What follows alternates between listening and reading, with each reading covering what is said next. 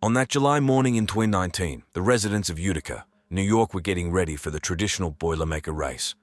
It seemed like nothing was out of the ordinary, but around 7 a.m., a disturbing call came into 911. The dispatcher immediately sent patrol cars to Post Street, where some crime had allegedly taken place. This street is a typical dead end, stretching from west to east off Culver Avenue and ending in a wooded park area. The officer who arrived at the scene saw a black SUV parked there, and next to it a man lying on the ground in a pool of blood. Right before the cops' eyes, this guy suddenly tried to cut his own throat, while simultaneously attempting to take a gruesome selfie. The policeman also noticed a body covered with a tarp next to the Jeep. Judging by the outline, it was a woman. The young man was frantically shouting that he had killed his girlfriend and was going to follow her. The responding officers managed to stop the suicide attempt and call for medics. The injured man was taken to St. Elizabeth's Hospital with serious neck wounds. The surgeons did their job, stitched up the wounds, and stabilized his condition. It was obvious that this guy had just committed a horrific murder and was possibly in some inadequate state of mind. Initially, law enforcement did not disclose the identities of the people involved in this gruesome event. However, information about what had happened began spreading on the internet very quickly. As it turned out, a young man named Brandon Clark managed to post a series of shocking photos on his Instagram account shortly after the incident. These images showed a prone vehicle and a dead girl who was nearly decapitated. In one frame, her face and upper body could be seen. In another, Clark's bloody hand with the words, "Sorry, Bianca." Then his account was deleted. But Brandon didn't stop with just Instagram. On his profiles on other social networks, he continued to publish disturbing content. For example, there was a photo where his bloody hand reached out to a body covered with a tarp, with that same inscription, "Sorry, Bianca." Also, a selfie with a neck wound and the caption, "Goodbye." Moreover, after posting his last Instagram story, Clark added the date of his own death, July 14, 2019. Eventually, the administration of the internet platform stopped the spread of these horrible images. But while the official authorities remained silent, internet users had already managed to identify the deceased girl. She turned out to be Bianca Devins, who had several social media accounts. Based on rumors and speculation, people began to construct the most incredible theories about the events.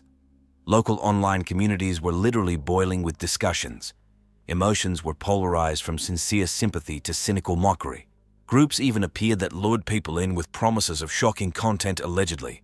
Those very scary photos that Clark had published in messengers were available there. I will not retell all the speculation and conjecture that swirled around this case. Let's move straight to the facts and examine the key figures in this tragedy. I'll tell you everything now, but only to those wonderful people who have just subscribed to the channel, like this video, and left any comment below so that this video is seen by as many people as possible.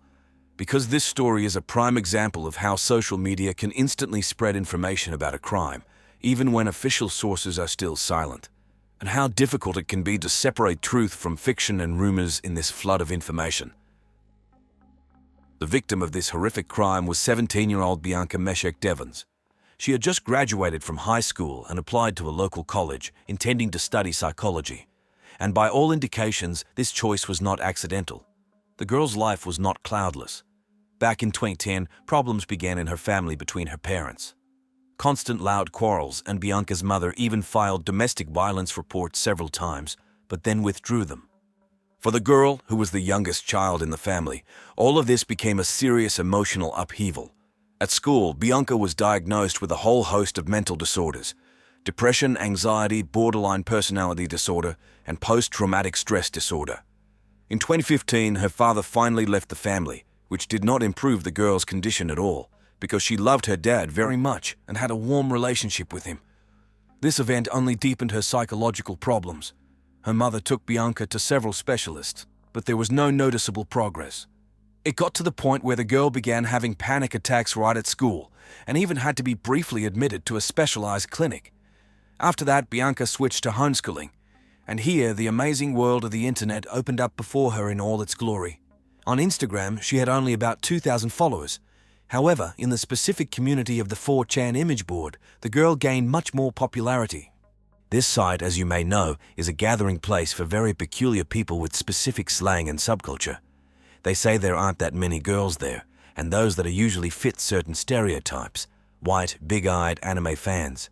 However, let's not dwell on the peculiarities of 4chan now.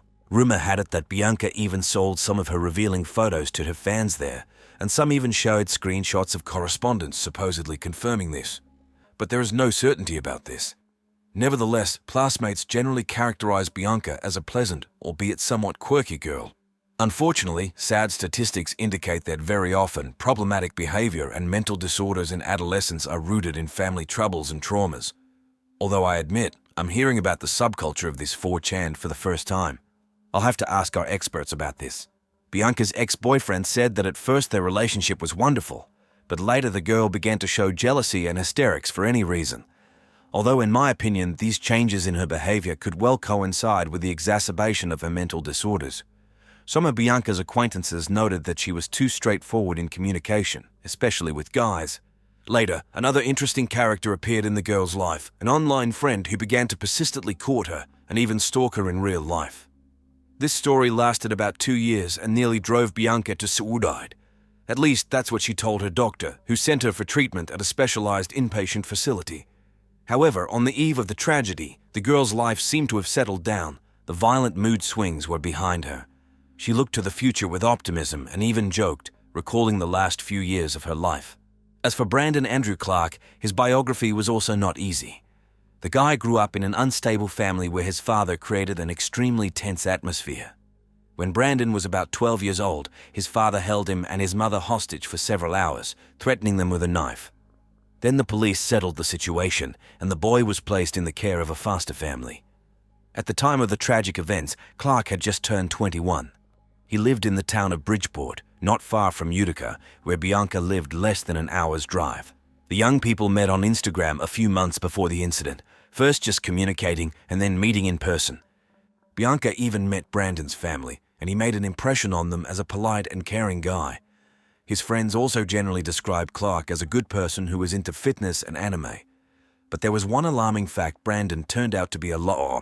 It's not surprising that in Bianca's case, these problems coincided with the exacerbation of her condition. But the story with the online stalker is already an alarming bell. Unfortunately, virtual stalkers are a real scourge of our time, and I'm afraid to even imagine what the girl had to go through during these 2 years. Yes, let's take a little detour and figure out what this lollaball is. The internet explains this term as a combination of the words Lolita and complex. In Japan, it refers to sexual attraction to prepubescent or early pubescent girls, or those who look like them externally. In essence, it's a type of pervert with children. I won't go into details. If you're interested, Google it yourself. And here we come to a delicate moment in Clark's biography. It turns out that when he was 16, he corresponded online with a 12-year-old girl.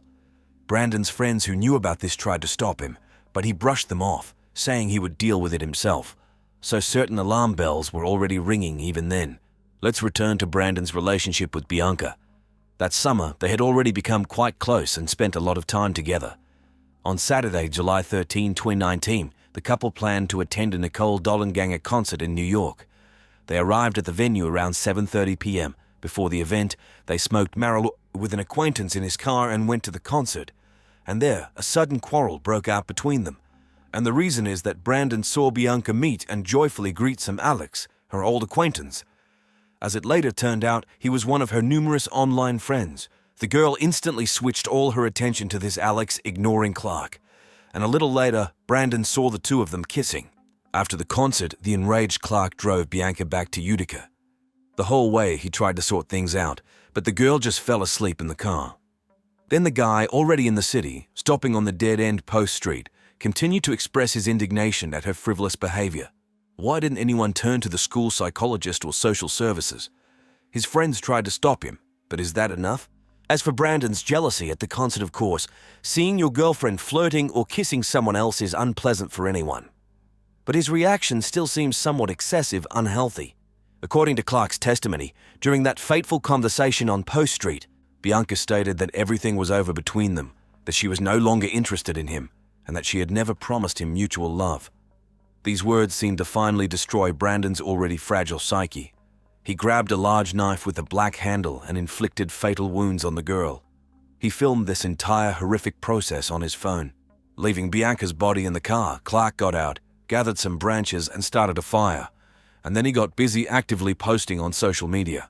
He logged into the girl's Instagram account and published a photo of her mutilated body there.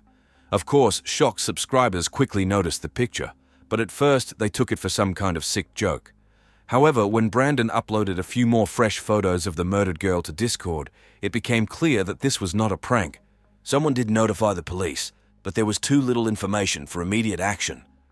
Meanwhile, Clark sent messages to his relatives, briefly saying goodbye. It looked like suicide notes. Then he threw his laptop into the fire. He called Bianca's family home and coldly reported that he had killed their daughter. And around 7:21 a.m. he himself contacted the 911 dispatcher and said, "I killed my girlfriend," giving his location. While the police were rushing to the scene, Brandon managed to scrawl something like, "You will never forget me," on the ground with a stick, lay down next to the body under the tarp, prepared a knife and phone, and waited. You already know what happened next. The very next day, Brandon was charged with intentional murder. Cops carefully studied his online activity and found out that he was literally obsessed with Bianca Devins. He constantly Googled her name, monitored social networks, saved her photos, bombarded her with messages. Clark even tattooed an image of a girl on a swing on his leg, Bianca's personal symbol. There was also a theory that he might have drugged her and used her sexually, but this assumption remained unconfirmed. Unfortunately, the finale of this meeting turned out to be tragic. Of course, hearing such things from a girl was painful, but can it be an excuse for murder? And such a brutal one, with filming the whole process. This is clearly something much deeper than just jealousy or anger over rejection. There are already signs of a truly unhealthy obsession, persecution mania, and control. And these creepy posts on social media, as if he was bragging about what he had done. But this assumption remained unconfirmed. Meanwhile, social networks were exploding with heated discussions. Most users were shocked by this horrific story, but oddly enough, on the infamous 4chan image board, there were those who praised Clark and mocked the tragedy. The gruesome photos posted by Brandon on Facebook and Instagram quickly spread across the internet. The scale of distribution was such that the administration of the resources was forced to add these images to digital fingerprints and block publications based on them. For a while, even Discord servers had to be shut down. But despite all the efforts of the moderators, these materials can still be found on 4chan upon request. The cynicism and surrealism of the situation are striking. Having just committed a brutal murder, Clark does not flee or hide, but begins to flaunt his crime on social media. He posts gruesome photos, sends farewell messages to relatives, throws evidence butts into the fire, as if playing some kind of perverted game, and at the same time he presents himself as almost a romantic hero, carving a message for the victim on the ground. The reaction of some users on image boards who literally mock the memory of the deceased girl is also disturbing. As for Brandon's obsession indeed, his behavior has all the signs of morbid stalking and obsessive mania. Constantly tracking the victim online, collecting her photos, tattooing her personal symbols, although the version withdrawn so far remains unproven. However, all this is yet to be thoroughly investigated. There's a lot of work ahead: examinations, analysis of digital evidence, psychiatric evaluations. We will return to this high-profile case in our chronicles more than once. In the meantime, I would like to once again express my sincere condolences to the family and friends of Bianca Devins, and to warn all our viewers, especially young girls, be extremely careful in virtual acquaintances. Do not ignore alarming signals. Do not be afraid to ask for help. Such obsession and inadequate behavior are a reason to sound the alarm. Unfortunately, this story is another proof that in our age of digital technology, danger can lurk where you don't expect it. During interrogations, Brandon Clark repeatedly claimed that he did not remember the details of the crime, referring to some kind of mental breakdown. But when investigators found the horrific murder video filmed by the suspect himself on his smartphone, his memory miraculously cleared up. Although he still did not admit guilt. It would seem that in December 2019, the guy should have been thinking about how to save his skin. But no, he managed to get into new trouble. Already in the Utica County Jail, a shiv made from a toothbrush was found in Clark's cell. Now the charges were compounded by the distribution of prison contraband. Probably realizing that things were bad, on February 10, 2020, Brandon did change his testimony to guilty. The court scheduled the sentencing for April 7th. But as you might guess, the pandemic and quarantine restrictions got in the way. And what do you think? By the beginning of summer, Clark changed his mind again. On June 2nd, he sent a petition to withdraw his guilty plea. He said that his lawyer had forced him to make a deal with the investigation. But the judge, remembering that at the first hearings the defendant had no complaints about his lawyer, rejected this ploy. Another attempt to hold a hearing took place on September 30, but the written decision was ready only by October 30, and again the announcement of the verdict was postponed, this time to December 8. However, there were already rumors that Clark was facing at least 25 years or even life. In the end, that's what happened. On March 16, 2021, Brandon Andrew Clark was sentenced to 25 years in prison. At that last hearing, he finally officially repented for what he had done. However, the psychologist involved in the case regarded the defendant's actions as a classic case of domestic violence, provoked, in their opinion, by toxic masculinity and the desire to assert his power over the victim. And the head of the local Department of Criminology, Alison Margarski, added that Clark's behavior fully corresponds to the typical profile of a violent male criminal, who feels wronged and deprived and therefore tries to assert himself through violence. You know, in my career, I've already seen so many suspects who forgot everything and then suddenly remembered everything. You see, video evidence of their crimes is a kind of 21st century know-how. There was no such thing before. But I admit, even I was struck by the fact that Clark managed to cause trouble with a shiv while already in jail. This clearly indicates his personality. I hope that during these long years behind bars, Brandon Clark will rethink his life and actions. Although who knows? Time will tell. However, I promise we will return to the analysis of this chilling and instructive case in our next issues more than once. After all, such stories make us wonder how to protect young people from terrible mistakes, how to notice the alarming signals, how to prevent new tragedies. We must seek these answers. I consider it my social mission to tell you about such cases. This is not just true crime. This is in fact my social responsibility. If you have listened to this point, I am very grateful to you, and I am sure that now you will be more careful with your children. But this is not the end yet. Section 9. It turns out that this horrific story did not end there. In July 2021, more than a year after the tragedy, Bianca's family filed a lawsuit against the Utica County Prosecutor's Office. What is the essence of their claim? According to the plaintiffs, the district attorney himself or one of his subordinates deliberately leaked video recordings from the killer's phone to the internet. And most disgustingly, it was an intimate video featuring Clark and the underage Bianca. These scandalous footage somehow made it to the air of several local TV channels. They also made it to the national show 48 Hours on CBS. Moreover, one YouTube blogger also got hold of this video. From a legal point of view, the lawsuit qualifies the actions of the prosecutor's office as the illegal distribution of a child's intimate video, which is terrible. It's hard to say how this litigation will end. One thing is clear, the prosecutor's office will not give up easily. We will have to wait for official comments. But the very fact of such a leak, and even more so from the materials of a criminal case, is a terrible blow to the already traumatized family. Detective Brooks. Over the long years of service in the police, I've seen all sorts of things. But this case just knocks me off track.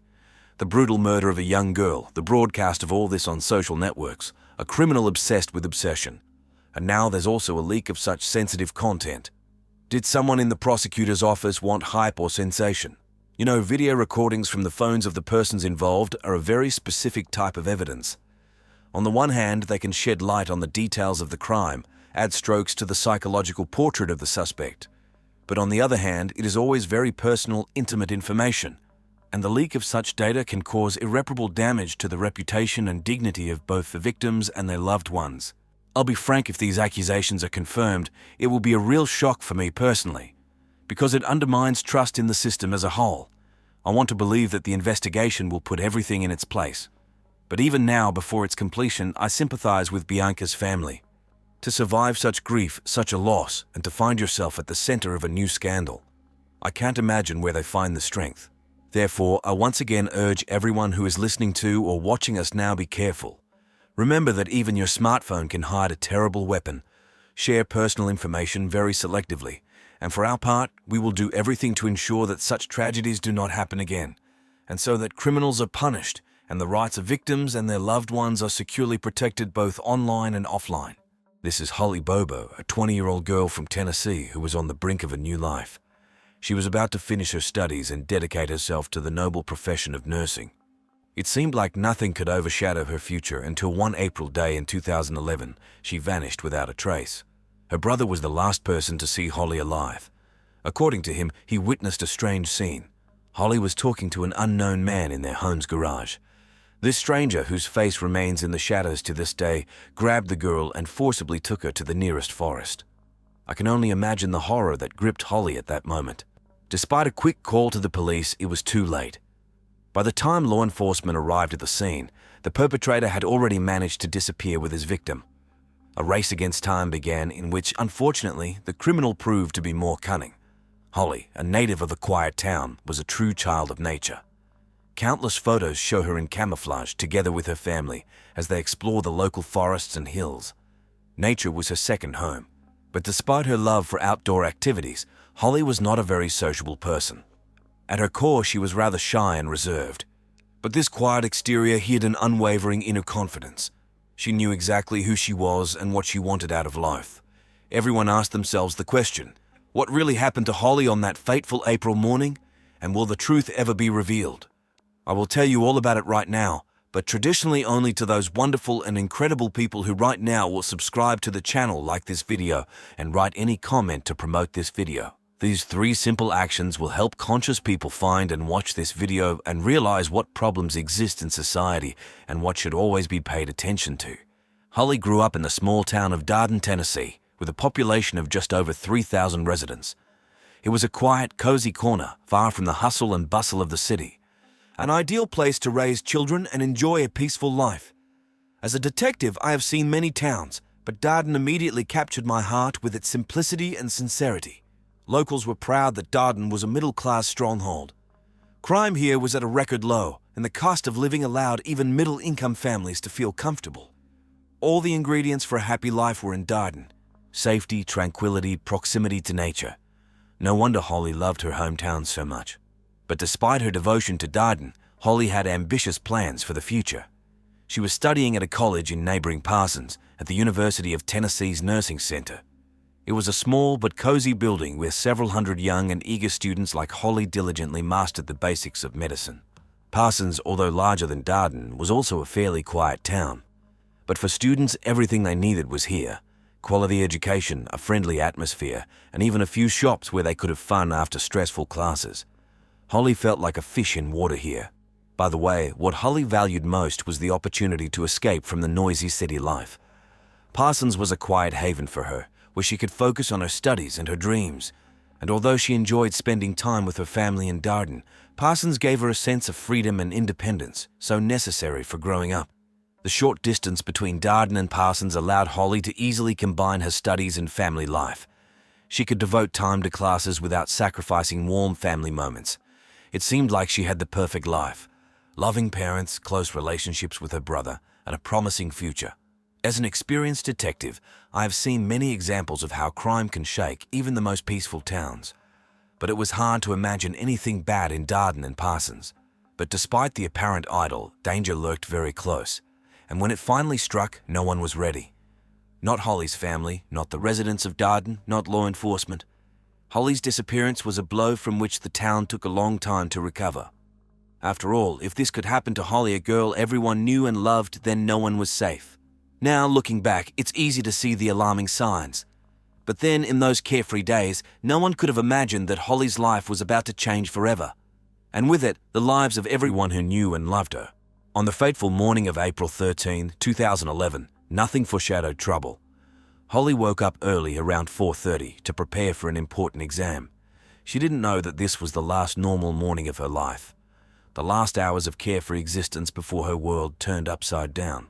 Around 7:30, Holly received a call from her boyfriend, Drew Scott. He had just returned from hunting turkeys in his grandparents' backyard. It was a usual morning for Drew, while for Holly it was to be a fateful one. None of them could have imagined the tragedy that was looming at the time. At that point, Holly's parents had already left for work, and her brother Clint was still sleeping in his room. The house was immersed in morning silence, which was about to be shattered by terrible events. Around 7:40, just 12 minutes after talking to Drew, Holly made her last call. She didn't know yet that these were her last minutes of freedom. From that moment on, all of Holly's calls and messages went unanswered. Drew, who was used to being in constant contact with his girlfriend, began to worry a lot. He felt that something was wrong, but he couldn't even imagine the scale of the tragedy. The alarm was heightened by reports from neighbors about screams coming from Holly's house. A young man who lived nearby with his parents heard the commotion and immediately called his mother, and she, in turn, decided to warn Holly's mother. No one could understand then that behind these screams was something much more terrible than an ordinary quarrel. As it turned out later, these calls proved to be fatal. If someone had immediately rushed to Holly's aid or called the police, perhaps the tragedy could have been avoided. But at that moment, no one could comprehend the magnitude of the danger. Every lost minute brought Holly closer to a terrible denouement. Listening to the details of this case from my colleagues, I couldn't get rid of the thought, what if someone had reacted earlier? What if someone had listened to their instincts and intervened? Maybe they wouldn't be mourning the lost life of a young girl. But the past cannot be changed. All that remains is to learn from bitter lessons and do everything to prevent such tragedies from happening again. I don't know if Holly could have been saved because, analyzing all the events, I feel like the criminal carefully planned everything. But I do know that her story shocked not only me, but also my colleagues, which is actually rare. Meanwhile, Holly's brother, Clint, had just woken up from the barking and growling of the family dogs. Alarmed, he jumped up to see what was going on. Running to the window, Clint saw a strange scene. Holly was talking to some stranger near the family garage. This scene immediately aroused his suspicions. Looking closer, Clint noticed that the stranger was oddly similar to Drew, Holly's boyfriend. At first, he even thought it was really Drew, but something about the situation seemed wrong. They were walking back and forth, clearly arguing about something, but Clint couldn't make out a single word. The only thing he could understand was that Holly was incredibly upset. Her voice sounded broken, but she hardly said anything. Instead, the man was talking almost the entire time, his voice tense and angry. The only thing Clint could make out was how Holly firmly said no at one point and then began asking why. While Clint was watching this scene, his mother called him. He recounted to her in detail everything he saw. Clint speculated that Holly and Drew were probably breaking up, and it was all happening in their garage. He had no idea that his sister was in danger. How bitterly he later regretted this mistake. But then Holly's mother said something that made Clint's blood run cold. It wasn't Drew. She ordered Clint to shoot the stranger immediately. Clint was shocked. He still couldn't clearly see the man, but he was sure it was Drew. How could anyone expect him to shoot his sister's boyfriend? If only Clint had realized earlier that his sister was in trouble. If only he had acted more decisively, maybe things would have turned out differently. But at that moment, he simply couldn't believe that Holly was in danger in their own home, at the hands of a person he mistook for her boyfriend. I feel sorry for how often we don't notice obvious signs of danger, because they seem too incredible, too scary to be true. We dismiss the alarming bells, hoping for the best until it's too late. Of course, it's easy to judge in hindsight. But I'm sure Clint curses himself every day for that fatal mistake. He will have to live with this burden for the rest of his life. Clint, still not believing his ears, asked his mother in despair, "Do you really want me to shoot Drew?" This question seemed to only enrage her even more. She simply hung up, leaving Clint completely bewildered, and dialed 911 instead. As it turned out later, this call was a fatal mistake. Holly's mother was calling from her work number, so she was connected to the police department of another county. Every lost minute gave the perpetrator more time to cover his tracks and escape with Holly. This bureaucratic confusion cost them precious time. While Clint was trying to figure out what was happening, events were unfolding at lightning speed. He ran to the window again, but it was too late. The stranger and Holly had already gotten into the car and disappeared in the direction of the nearest forest. Clint felt his heart sink. He knew that something had gone terribly wrong. It was only at this moment that Clint finally realized that the man he saw could not be Drew. He was much taller and more muscular. But due to the distance and in the semi-darkness, Clint still couldn't get a good look at him. He tried to call Holly, although he knew the chances of an answer were slim. And indeed, she did not answer. Meanwhile, Clint's mother, realizing her mistake with the call, contacted him again. She admitted that she had failed to reach the right police department and begged Clint to do it himself. Without wasting a second, Clint grabbed a shotgun and ran out into the yard. And then his gaze fell on something that made his blood run cold. Red spots were visible on the ground near the garage.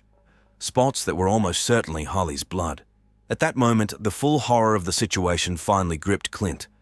He realized that his sister was in terrible danger, and every second counted. With trembling hands, he dialed 911 and described the situation as clearly as possible.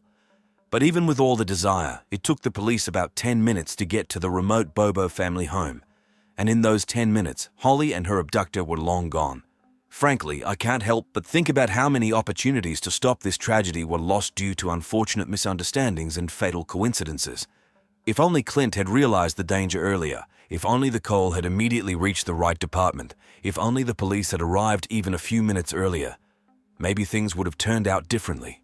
I'll tell you how it is. We need to learn to trust our instincts, act quickly and decisively when we hear a cry for help. And no less important, we must ensure that our emergency response system works like clockwork, without delays and failures. Because believe me, when life is at stake, every second is precious. As soon as Holly was declared missing, the police launched a large-scale search. They combed every corner of the city and its environs, hoping to find at least some trace that would lead them to the girl or her abductor. But unfortunately, all their efforts were in vain. It seemed as if the earth had opened up and swallowed Holly without a trace.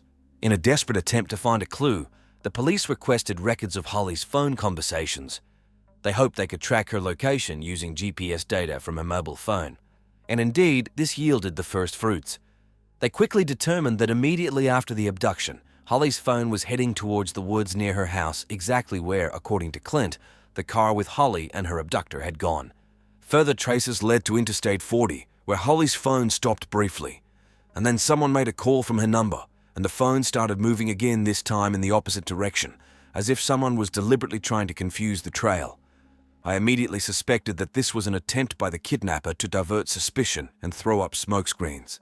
An investigative team was immediately dispatched to the place where the last call was made.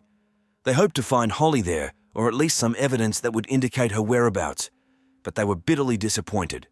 After a thorough search, they returned empty-handed, no trace of Holly, no clue as to where she might have disappeared. It was a dead end that threatened the investigation from the very beginning. In this situation, the police decided to rely on Clint's testimony, the only person who had caught a glimpse of the kidnapper. The young man described him as a tall, stocky man, about 6 feet tall and weighing under 200 pounds. Dark hair, a baseball cap, mossy oak camouflage, that's all Clint remembered. No special marks, no clues that could lead to the criminal's trail. Only a deep, loud voice, so loud that Clint could hear it even from a distance. The description provided by Clint seemed quite detailed at first glance. But as it turned out, in towns like Parsons, where hunting and outdoor recreation were commonplace, practically every second man fit this description. Height about 6 feet, weight under 200 pounds, dark hair, a baseball cap, and mossy oak camouflage within a 30-mile radius of the town, there were plenty of them. This negated any attempt to compile an accurate portrait of the suspect. But the police were not going to give up. They sent out search parties throughout Parsons and the surrounding area, hoping to stumble upon some evidence or witnesses that could help the investigation, and their efforts were not in vain. Very soon, Holly's personal belongings began to be found all over the town. Here and there, someone would come across her breakfast box, a receipt with her name on it, a postcard from the college where she was studying, as if someone had deliberately scattered them to mock the police and the girl's relatives. Moreover, according to some reports, even Holly's cell phone and her SIM card were found in the town, although other sources claimed that these items, as well as the college postcard, were found in the woods near the Bobo home. In any case, these findings only confirmed the worst fears. Holly had not simply disappeared, she had become the victim of a brutal crime. The first person to come under suspicion was a local resident named Terry Britt, and no wonder Terry already had a criminal record and perfectly fit the description given by Clint. The investigators took him very seriously. They wiretapped his house, checked every corner of his possessions. But for better or worse, they found nothing suspicious. In the end, for lack of evidence, Britt had to be released. Days, weeks, months passed. And then years. It seemed that the Holly Bobo case had reached an impasse. No progress, no new leads. The girl's family still hoped for a miracle, but with each passing day, that hope faded. And then suddenly, in the fall of 2014, the unexpected happened. A group of mushroom pickers scouring the woods near Interstate 40 stumbled upon something terrifying. They immediately called the police, and then, unfortunately, only a few years later, the worst fears were confirmed. Among the autumn leaves and branches lay skeletal remains. Examination showed that these were the remains of Holly Bobo, who had disappeared 3 years earlier. I can't even imagine what Holly's family felt when they heard this news. 3 years of uncertainty, 3 years of hope, and then such a terrible denouement. It's something you wouldn't wish on your worst enemy. And although this discovery finally provided an answer to the question of what happened to Holly, it also meant that this investigation was no longer just a disappearance. Now it was a murder investigation. Of course, as soon as Holly's remains were found, the case took on a new scope. It would seem that the police had a new lead, a new chance to stumble upon the killer's trail. But as is often the case, it turned out to be not so simple. The place where the remains were found was popular with mushroom pickers and hunters. Hundreds of people could have passed through it over the course of 3 years, trampling potential evidence. Moreover, the wooded area and weather conditions had taken their toll. Most of the traces and prints that could have led to the perpetrator were hopelessly lost. It was another dead end that threatened to bury the truth about Holly's death forever. The place where Holly's remains were found turned out to be a remote patch of forest about 20 miles from her hometown of Darden. At first glance, it seemed an odd choice after all. There were plenty of secluded, deserted places around Darden. Why did the killer take us so far? Perhaps he was afraid that someone might accidentally stumble upon the body somewhere closer to town. When investigators reached out to the owner of this plot, he was not surprised. According to him, despite the remoteness and lack of trails, this place was popular with mushroom pickers. They often wandered these woods without special permission, so it's not surprising that it was the mushroom pickers who eventually stumbled upon Holly's remains. If not for chance, the truth about her fate might never have come to light. When forensic experts began to examine the find site, a gruesome picture unfolded before them. Holly's bones were scattered over a fairly large area, as if someone or something had deliberately scattered them. But the most terrifying thing was something else. Judging by the hole in the skull, the girl had been killed by a shot to the head, executed in cold blood. It would seem that the discovery of the remains should have been a breakthrough in the investigation. But as it turned out, the police already had a prime suspect in mind and had been hunting him for at least 6 months prior to this. What's most strange is that this man was just one of 6 persons of interest in the Holly Bobo case. Yes, you heard that right, 6. And this is just the tip of the iceberg in this convoluted story. The first arrest in the Holly case took place back in March 2014, several months before her body was found. 3 men, Zach Adams, his brother Dylan, and their friend Jason, were detained on suspicion of involvement in the girl's disappearance. At that time, the investigation did not yet have a body, but there was already evidence of violent actions against Holly. Moreover, the deeper the investigators dug, the more horrifying the picture became. It turned out that before the murder, Holly had been subjected to assault. It's hard to even imagine the horror this young girl had to endure in the last hours of her life. What kind of monsters could commit such an atrocity? But the shock of this revelation was quickly replaced by an even greater shock. After the trio of main suspects were brought in for questioning, police arrested 2 more individuals on suspicion that they had helped hide Holly's body after the murder. It appeared to be an entire criminal gang, and each of them played their own gruesome role in this tragedy. You know, in my years with the police, I've seen a lot of horrible things. But the story of Holly Bobo struck even me with its senseless cruelty, the audacity of the criminals who buried the body in the woods like some kind of garbage, and then led the investigation by the nose for months. It was something out of the most terrifying crime dramas, and at the same time entirely real. But the shocking twist didn't end there. As it later turned out, there was another suspect in this case, but he committed suicide before the police could interrogate him. Such an ominous detail which only added mystery to this whole story. Who is this man? What role did he play in Holly's disappearance?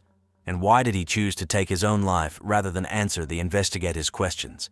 Even more intriguing was the fact that the police never disclosed why these 6 men ended up on the list of suspects. Perhaps it had to do with their past, some long-ago offenses or ties to the criminal world. Or perhaps the investigators simply didn't want to reveal all their cards so as not to harm the investigation. In any case, the details remain shrouded in mystery. The only thing that leaked to the press was that one of the suspects, Dylan Adams, Zach's brother, had previously had problems with the law. Back in 2014, he had been held liable for illegal possession of weapons. Not the best characteristic for a person suspected of involvement in a brutal murder. But of course, this alone was not enough to prove his guilt. During the interrogation, Dylan told something very interesting. He claimed that on the day of Holly's disappearance, he saw her alive at his brother Zach's house. Moreover, according to documents that later became the basis for a search, Dylan had allegedly witnessed Holly being held at Zach's house on that very April 13, 2011, the day of her disappearance. According to Dylan, he came to his brother's house that day to borrow a truck.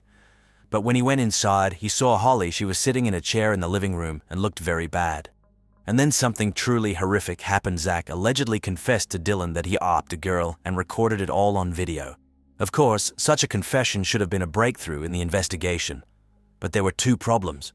First, the video recording mentioned was never found as if it had never existed. Second, Dylan himself later recounted his words. He began to claim that the investigators had pressured him and demanded that he slandered his brother. And to be honest, it's not hard to believe some of the details of Dylan's story really didn't fit well with the other evidence in the case. The only thing that confirmed his words was the clothes that Zach was allegedly wearing that day. Dylan mentioned that his brother was in camouflage, and this matched the description given by the witness, Holly's brother Clint. The same description of a tall man in mossy oak camouflage who was talking to Holly in the garage shortly before her disappearance. It seemed that there really was some connection here. Overall, the situation was shaping up to be confusing and ambiguous. On the one hand, the police had serious suspicions about Zach Adams and his inner circle. Something clearly connected these people to Holly's disappearance and murder. But on the other hand, not all the confessions and testimonies seemed reliable. Some might be holding something back, while others might be adding extra details under pressure from the investigation. Unraveling this tangle and getting to the heart of the matter was oh so difficult. I'll be honest, at this stage of the investigation, my own head was spinning. So many versions, so many potential suspects, and yet no direct and unambiguous evidence. It would take a lot of effort and professionalism not to get lost in this maze, to sift the truth from the fiction, and finally bring the perpetrators to justice. And here we come to one of the most mysterious and disturbing details in this whole story. The same video that Dylan mentioned, the video that supposedly captured Zach Adams raping Holly Bobo. Of course, this immediately raised many questions and doubts. Was Dylan telling the truth? Or maybe he made up this story to divert suspicion from himself. Or maybe the video did exist, but someone made sure it disappeared forever. However, even without this video evidence, Dylan's testimony proved weighty enough for the police to take action. Based on his words, 3 main suspects in the case were arrested: Zach Adams, Jason Autry, and Shane Austin. 3 individuals who, according to the investigation, were directly involved in Holly's disappearance and murder. But the most ominous thing about all this was the fact that one of the suspects, Shane Austin, had already taken his own life by that point. He committed suicide before the police could bring official charges against him. Of course, this immediately raised new questions and suspicions. Could Shane not bear the burden of guilt? Or maybe he knew something he shouldn't have, and someone made sure he stayed silent forever. Be that as it may, now that Shane was dead, all eyes were on the other 2 suspects, Zach Adams and Jason Autry. It was their testimony that would now determine whether the investigation would finally be able to piece together a complete picture of what happened to Holly. And then there was another unexpected twist. It seems the police found a way to put pressure on Jason. They made it clear to him. If he didn't cooperate with the investigation, he risked spending the rest of his life behind bars. And I must say, this tactic worked. Soon Jason began to give testimony that seriously implicated Zach Adams. He offered to make a deal, information in exchange for a lighter sentence. And the police seemed ready to make that compromise. It was this moment when Jason began cooperating with the investigation that became a turning point in the entire case. Finally, there was a real chance to find out the truth about what happened to Holly Bobo. It seemed that just a little more, and all the pieces of this gruesome puzzle would fall into place. But as it turned out, not everyone was thrilled with this turn of events. The lawyer for the late Shane Austin reacted particularly sharply. A month before the trial began, he came out with a loud statement, accusing the police of bias and unprofessionalism. According to him, the investigators had no real evidence against Shane, at all just some theories, speculation, and rumors. Moreover, the lawyer claimed that the police had simply harassed Shane, threatened him, made him believe that he was going to be accused of a crime he did not commit. And allegedly, unable to withstand this pressure, Shane decided to take his own life. In fact, Shane's relatives, through their lawyer, accused the police of driving him to suicide. Of course, these statements made quite a stir. Although no official lawsuits were filed against the police, everyone understood that it was only a matter of time. The investigators' reputation was at stake, and if it turned out that they had indeed resorted to illegal methods of pressure, it could call into question the entire course of the investigation. I'll be frank, when I heard about these accusations, I felt quite a bit of unease. Of course, I trusted my colleagues and wanted to believe that they had acted strictly within the law. But I know all too well how dirty this business can be, especially when it comes to high-profile cases that attract the attention of the entire country. Sometimes, in the pursuit of results, people can cross the line of what is permissible. And if something like that happened in the case of Shane Austin, it could have very serious consequences.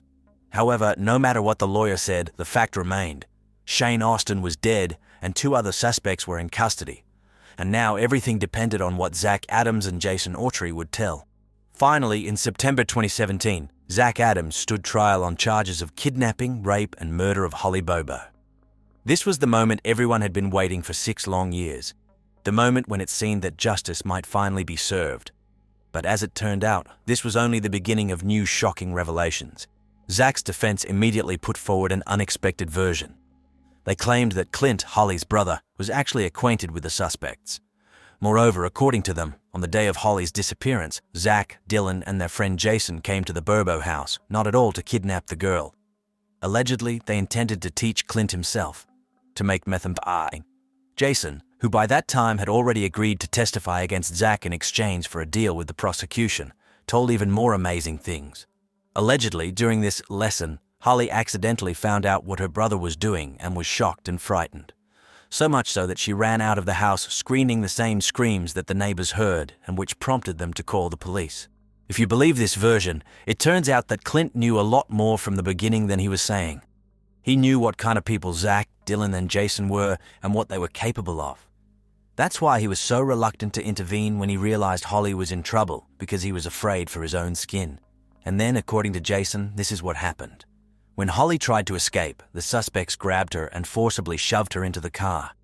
They took her to some abandoned barn, where they took turns roughing her and then killed her, all so that she would keep quiet about their dark dealings. Of course, this is a very convenient version for Jason, which partially relieves him of responsibility. But there is one problem: Clint categorically denies that anything like that happened in their house that day. And there is no physical evidence to support Jason's words either. So why should the jury believe one criminal accusing another? Doesn't this sound like the usual rumors and slander that thugs resort to in order to save their own skin? And that's not all. If you compare Jason's testimony with what Dylan Adams told, you can see a lot of discrepancies and contradictions. It seems that each of them is telling their own version of events, and with a lot of blank spots and inconsistencies. Therefore, from everything I've heard, I can only draw one more or less reliable conclusion. Most likely, after the kidnapping, Holly was taken to the same barn that Jason mentioned, and there they did something terrible to her. And then when Zach, Dylan, and perhaps Jason himself realized that she was still alive, they decided to get rid of the witness. And Zach, as the ringleader of this gang, took on the role of executioner. He shot Holly in the back of the head, rolled her body up in a carpet, and drove it in his pickup truck to the woods near the highway. And then he threw the gun into a pond somewhere nearby so that the police would never find it. Of course, there is no direct evidence of this. There are only the words of one killer against another.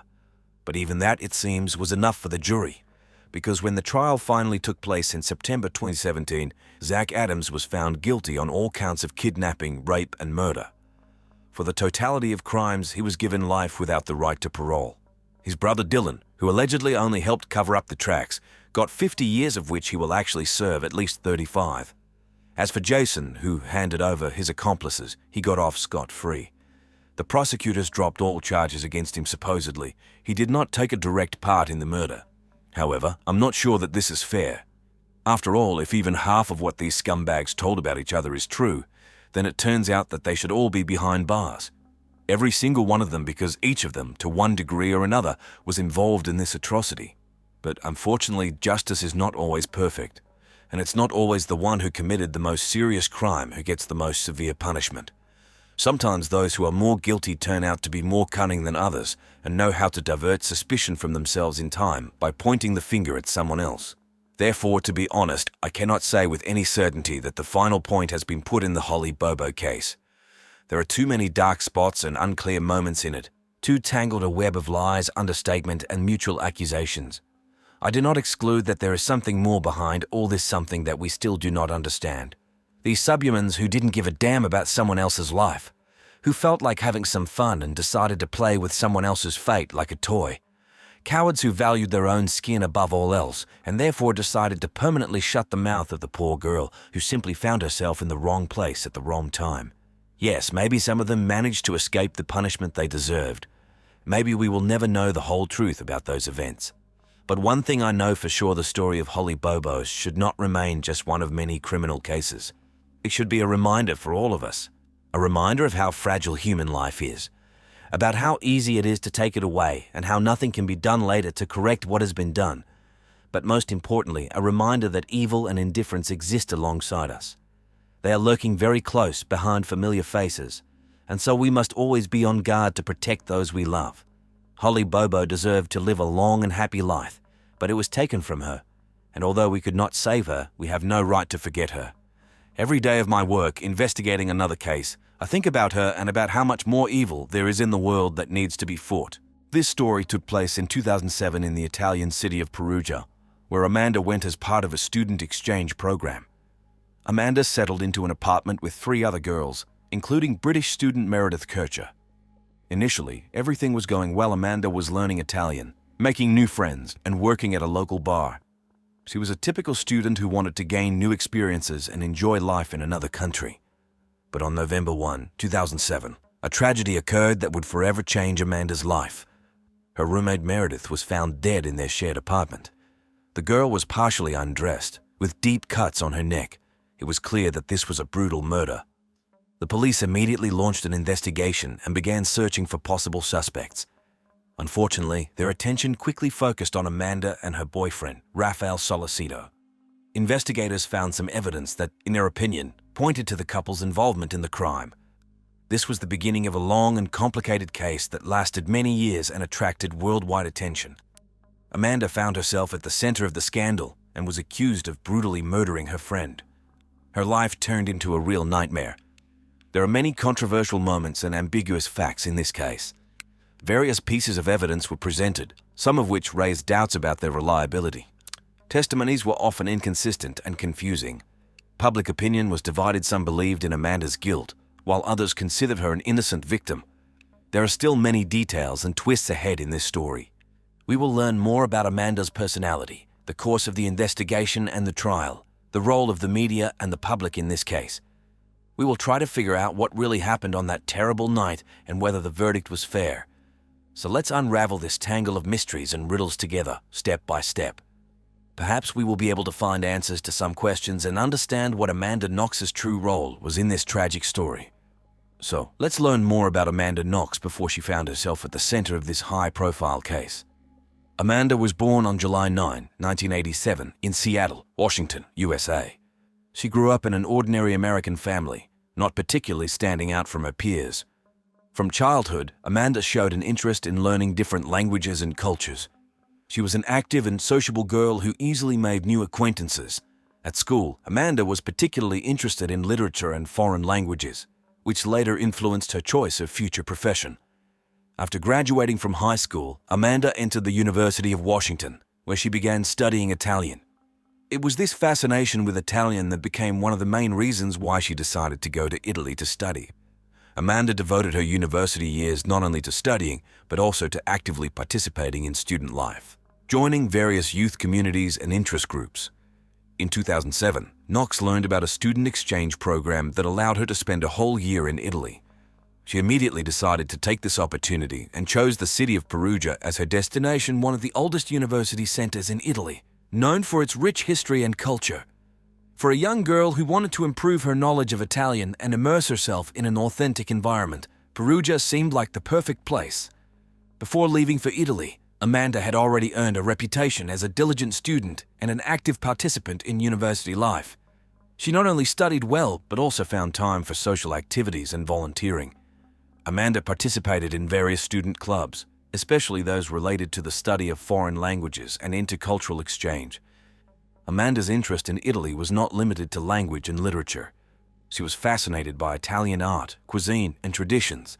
Amanda dreamed of seeing the masterpieces of Italian artists with her own eyes, tasting real pasta and pizza, and communicating with locals. She was confident that a year in Italy would be an unforgettable adventure for her and would help not only improve her language skills, but also better understand herself and the world around her. Unfortunately, fate had completely different plans for Knox. What was supposed to be a year of dreams turned into the worst nightmare of her life. No one, including Amanda herself, could have imagined the ordeals that awaited her in Perugia and how one tragic event would forever change her fate. So this was Amanda Knox before finding herself at the center of the most high-profile criminal case of the decade. An ordinary girl from an ordinary American family who just wanted to study, develop, and explore the world. She had no idea that very soon her name would be on the front pages of all the world's newspapers, but for far from pleasant reasons. In the summer of 2007, she finally arrived in the long-awaited Perugia, a small but incredibly picturesque city in the heart of Umbria. Amanda settled into a cozy apartment that she shared with 3 other girls, including British student Meredith Kircher. Meredith, like Amanda, came to Italy on a student exchange program. It would seem that the 2 young foreigners had a lot in common: young age, love of travel, desire to learn about another culture. At first, the girls got along well, sharing impressions of their new life and making plans for the future. Nothing foreshadowed trouble. The first weeks in Perugia were a real fairy tale for Amanda.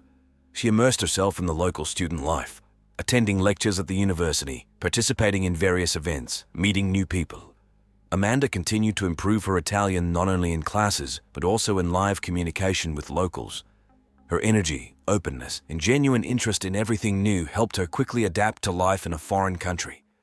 To have her own pocket money, Amanda got a job at the Le Chic bar, which was owned by Patrick Lumumba, a native of Congo. This job gave her the opportunity not only to earn a little money, but also to delve deeper into the atmosphere of the city and meet different people.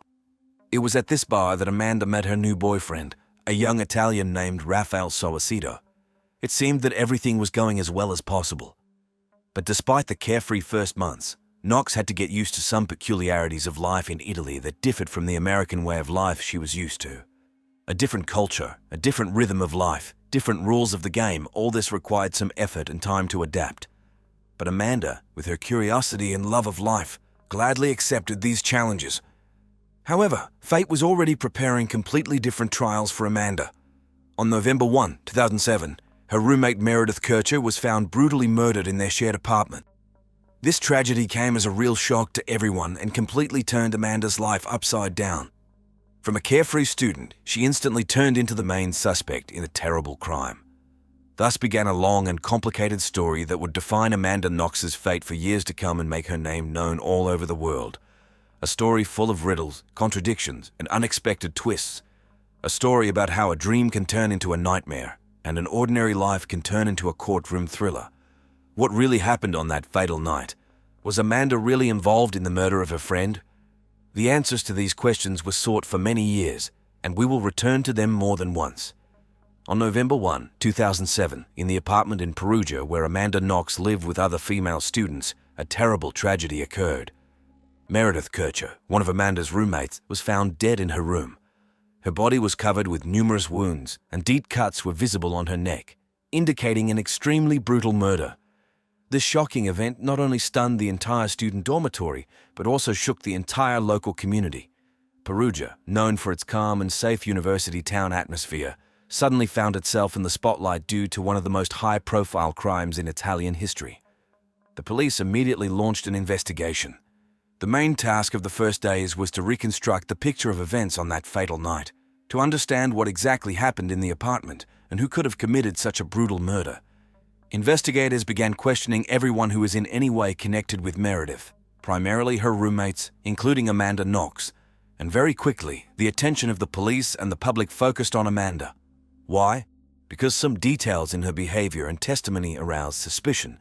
For example, there were certain inconsistencies in her stories about where she was and what she was doing that night. The police were also alerted by Amanda's unusual, in their opinion, reactions to what had happened. In addition to Amanda, her boyfriend, Italian Raffaele Solicito, also fell under suspicion. Investigators collected some evidence that, in their opinion, pointed to the couple's possible involvement in the crime. In particular, during a search of Raffaele's apartment, a knife was confiscated on which traces of blood were found, and on the bra of the murdered Meredith, experts found Raffaele's DNA. These findings later became some of the key pieces of evidence for the prosecutions. However, as it turned out later, the investigation also had significant shortcomings. Many experts criticized the methods of collecting and processing physical evidence, pointing out the possibility of their accidental or intentional contamination during investigative actions. This called into question the reliability and admissibility of some of the evidence. Meanwhile, the case was gaining more and more publicity. A real media frenzy erupted around the investigation. The media around the world began closely following every move of the police, relishing the details and putting forward their own versions of events. Against the backdrop of this unhealthy interest and constant pressure, Amanda and Raphael found themselves at the center of a real storm that mixed real facts with speculation and rumors. This atmosphere of public hysteria and bias created very difficult conditions for conducting a fair and impartial investigation and trial. And although at that time no one knew how this story would end, it was clear that it would not be an easy walk for any of the participants. Thus, the tragic death of Meredith Kercher marked the beginning of one of the most complicated and controversial criminal cases in modern history, a case that became a real test for the justice system and raised more questions than it gave answers. And although we now know its finale, believe me, the path to the truth was very long and winding. On November 6, 2007, just a few days after the brutal murder of Meredith Kercher, Amanda Knox and her boyfriend Raphael Solicito were arrested. This step by the Italian police was the result of the evidence collected, which investigators considered convincing enough to bring charges. Among this evidence were certain discrepancies in the suspects' statements regarding their whereabouts and actions on the night of the murder. The police also referred to some physical evidence found at the crime scene that allegedly pointed to Amanda and Raphael's involvement in this tragedy. In addition to them, Patrick Lumumba, the owner of the bar where Amanda worked, was also arrested.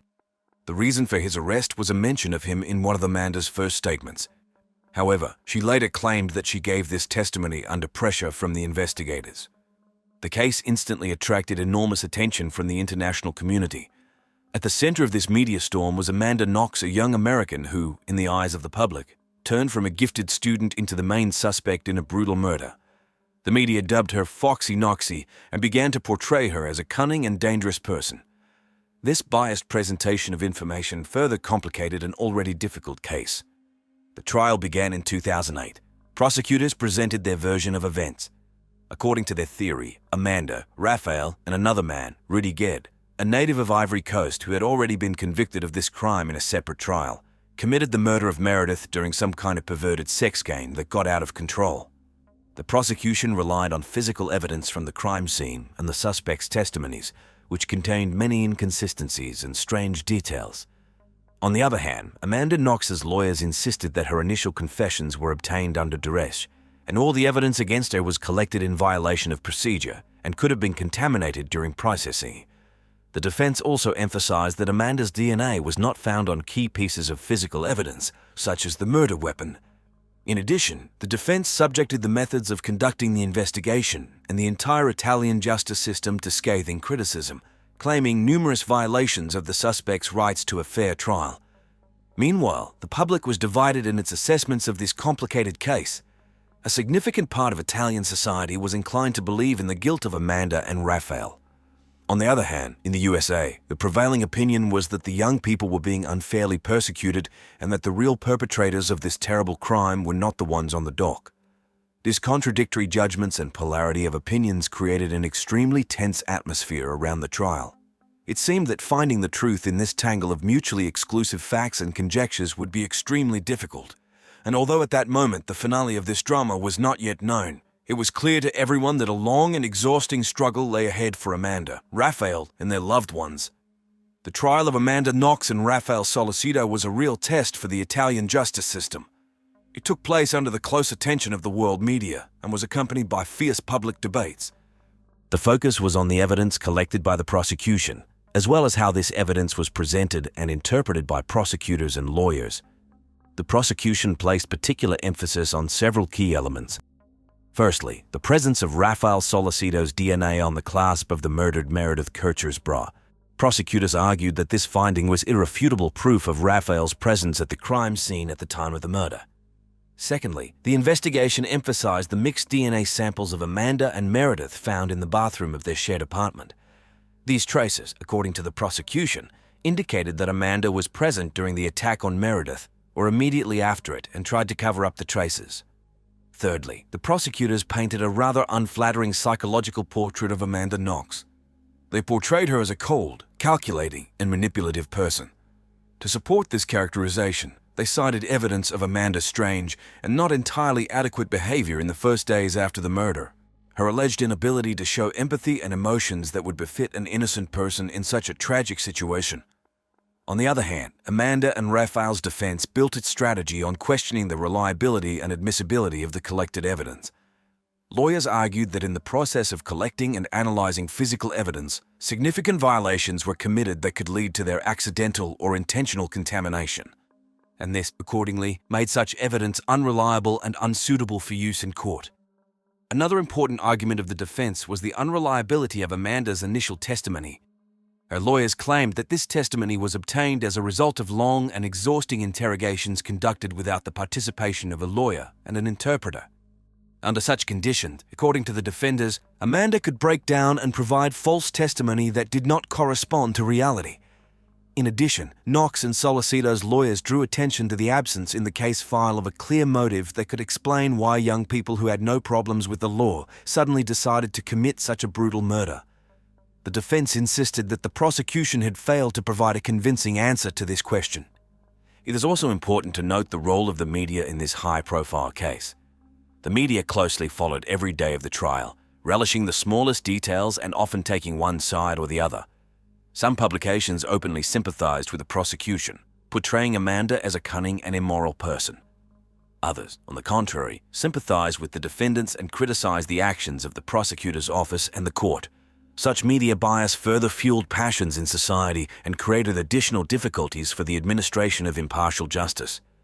Thus, the trial of Amanda Knox and Rafael Solicito turned out to be a real battlefield between the prosecution and the defense, where each side tried to present its version of events and convince the jury of its rightness. This confrontation was accompanied by active media intervention and close public attention, which only increased the tension and drama of the situation. And although at that time no one knew how this story would end, it was clear to everyone that it would not be an easy walk. This decision caused a considerable resonance both in Italy and abroad, especially in the USA, Amanda's homeland. Many Americans were shocked and outraged by this verdict, considering it unfair and biased. In the States, calls began to be made for a review of the case, and Amanda herself turned into almost a symbol of the fight against an imperfect justice system. The case gained not only wide public attention, but also a political coloring. American high-ranking officials, including then Secretary of State Hillary Clinton, expressed concern about the fate of their compatriot and called on the Italian authorities to ensure a fair consideration of the appeal. Amanda Knox's story sparked heated debates in Italian society about the state of the criminal justice system, investigative methods, and the problem of the arbitrariness of law enforcement. Many were outraged by how ineptly and tendentiously the police and the prosecutor's office worked, how easily they rejected evidence that did not fit into their version, and how peremptorily they imposed their point of view. For Amanda Knox herself, this story had very serious and dramatic consequences. Even after the final acquittal, it was very difficult for the girl to return to a normal life and get rid of the stigma of a murderer. Her name will forever remain inextricably linked with this high-profile and controversial case. In order to somehow mitigate the negative consequences of what happened, Amanda wrote an autobiographical book and also actively got involved in the work of organizations that help people who have been unjustly convicted or accused of serious crimes. She seeks to draw society's attention to the problems of miscarriages of justice and investigative arbitrariness, warning that anyone can end up behind bars due to an imperfect system. One of the most striking aspects of the Amanda Knox case was the unprecedented media coverage it received. It seemed that the whole world, with bated breath, was following every twist and turn of this detective story. Particularly close attention was paid to the figure of Amanda herself, a young American woman who found herself at the epicenter of this storm. It must be admitted that the media played an extremely ambiguous role in this story. On the one hand, they performed their usual function informing the public about the course of events. But on the other hand, in pursuit of sensationalism and ratings, many media outlets openly speculated on this topic, fueling hysteria and stirring up emotions. The tabloids, both Italian and British, were especially zealous. They quickly stuck the label Foxy Knoxy on Amanda, hinting at her alleged cunning and ability to manipulate people.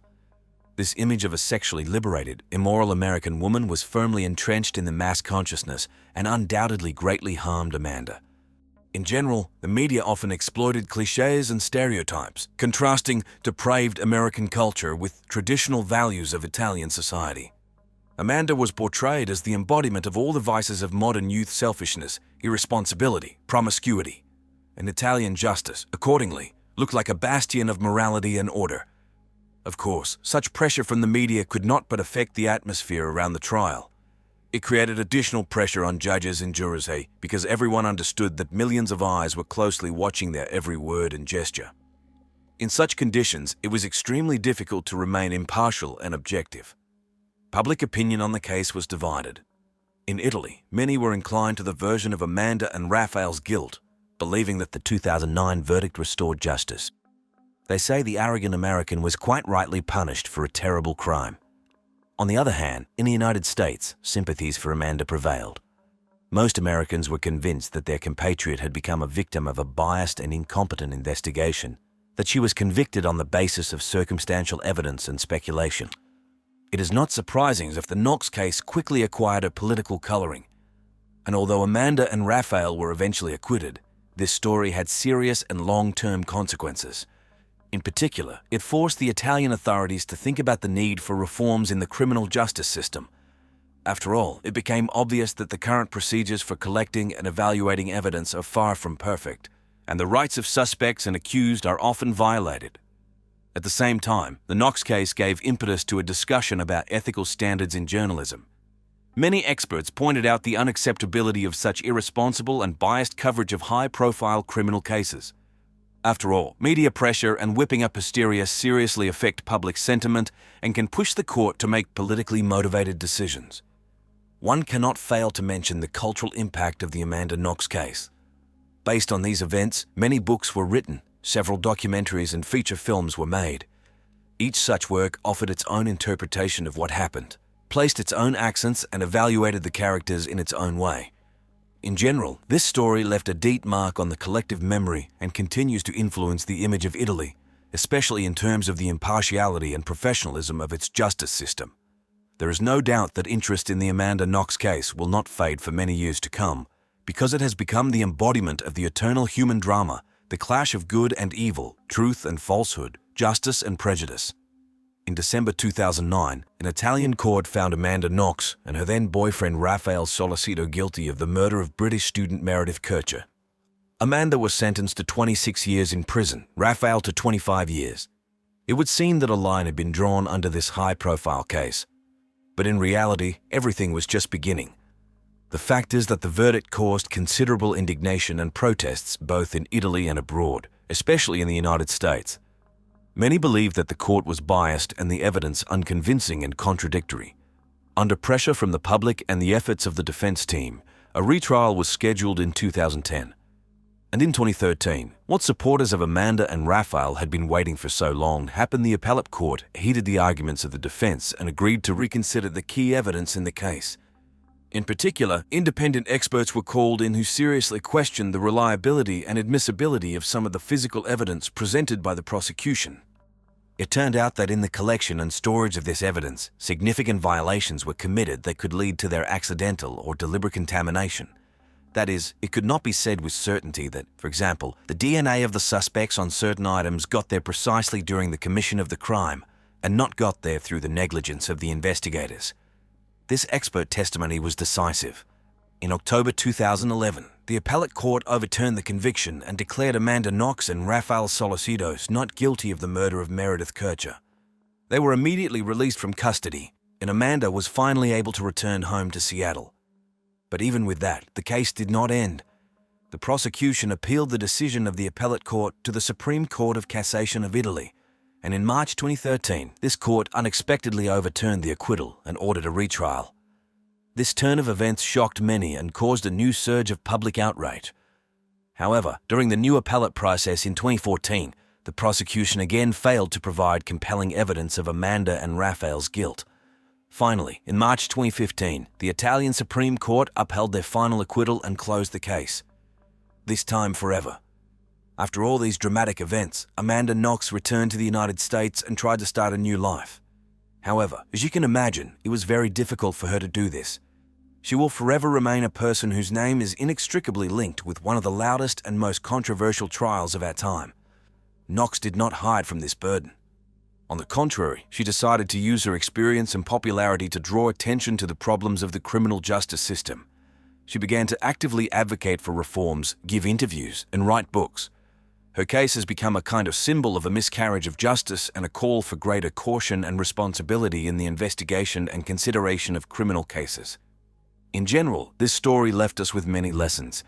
It showed how important it is to strictly adhere to procedural norms when collecting and using evidence, how powerful and dangerous the influence of the media and public opinion on the course of a trial can be, and how difficult it is to correct a miscarriage of justice if it has already occurred.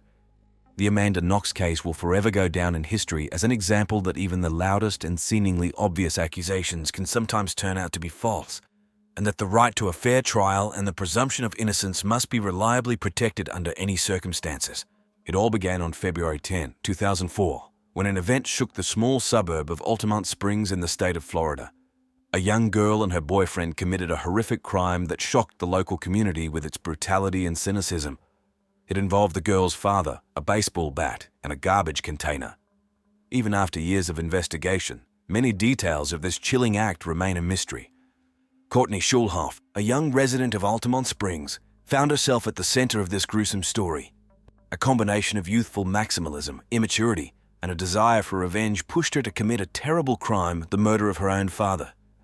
This case vividly demonstrates the tragic consequences that uncontrolled emotions and a lack of common sense can lead to. Altamont Springs, a cozy town with a population of about 40,000, is located in the heart of Florida, in Seminole County. Usually, it's a peaceful and safe place, ideal for family life and recreation. Its proximity to many tourist attractions makes Altamont Springs an attractive place to live. However, behind the external gloss and hospitality lies a dark side, as evidenced by the shocking case of Courtney Schulhof. The quiet community of Altamont Springs became the arena for a chilling family drama that led to cold-blooded murder. This story reminds us that evil can hide behind a mask of ordinariness, and that even seemingly prosperous families can harbor terrible secrets. Courtney Christine Schulhof was born in sunny Florida on December 27, 1987.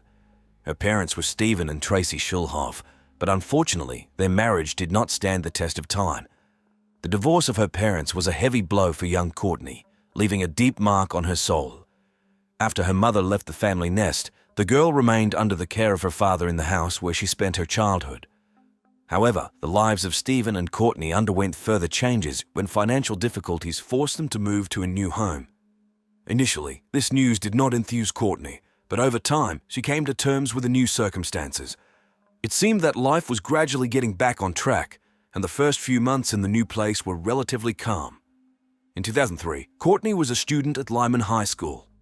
Once a diligent and successful student, after her parents' divorce, she began to rapidly lose interest in education.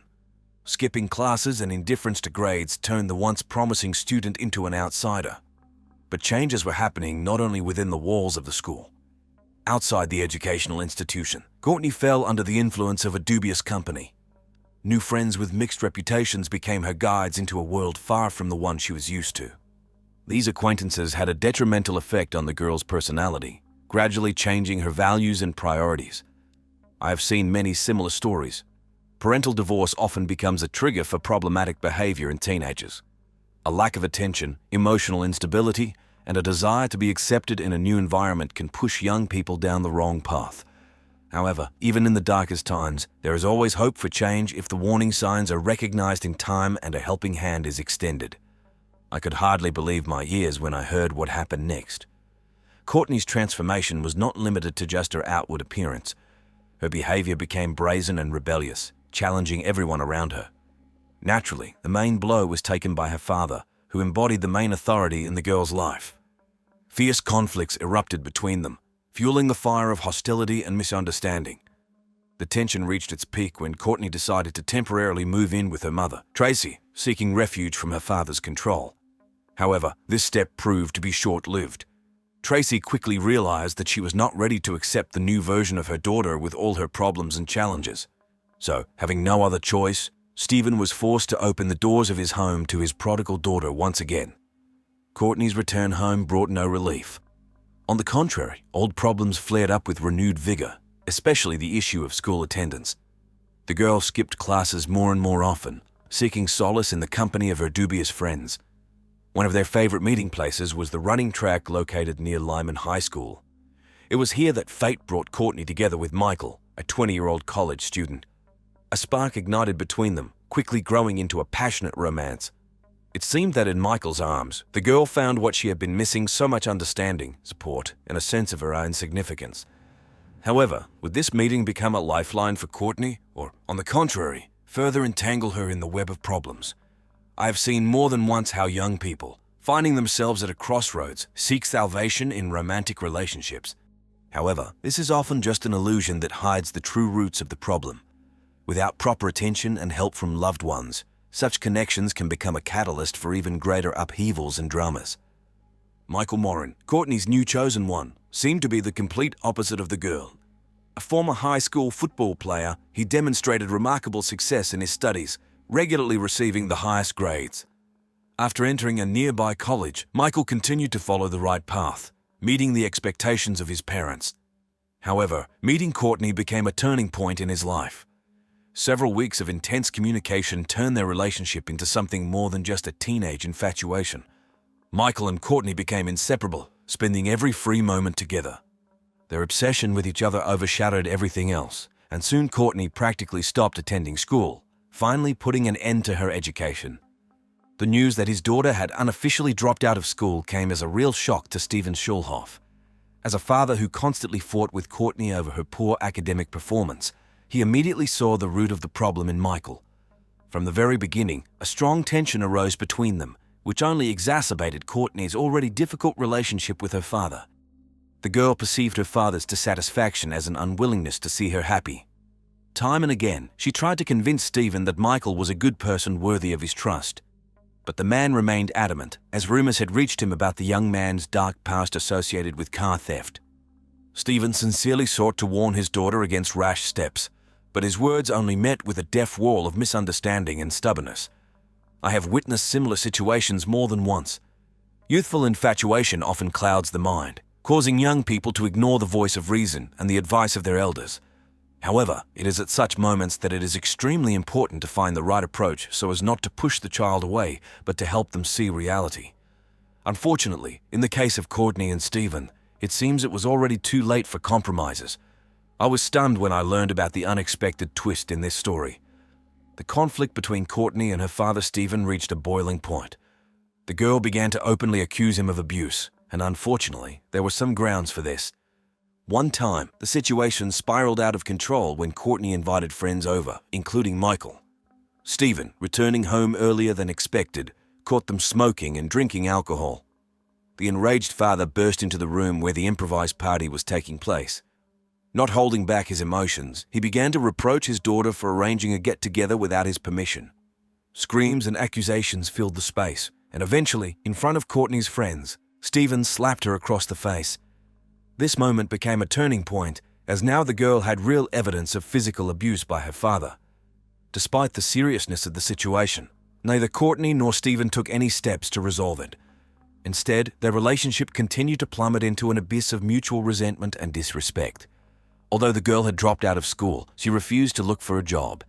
Instead, she used her father's credit card without permission, buying expensive clothes and things online.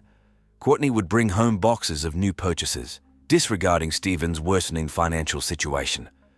I have seen many similar situations where family conflicts reach a critical point. A lack of mutual understanding, an unwillingness to compromise, and the selfish actions of each party only intensify the tension. In the case of Courtney and Stephen, it seemed that they found themselves in an enchanted circle of mutual claims and grievances from which there was no way out. However, even in the most difficult situations, there is always a chance for reconciliation if both parties are willing to take a step towards each other.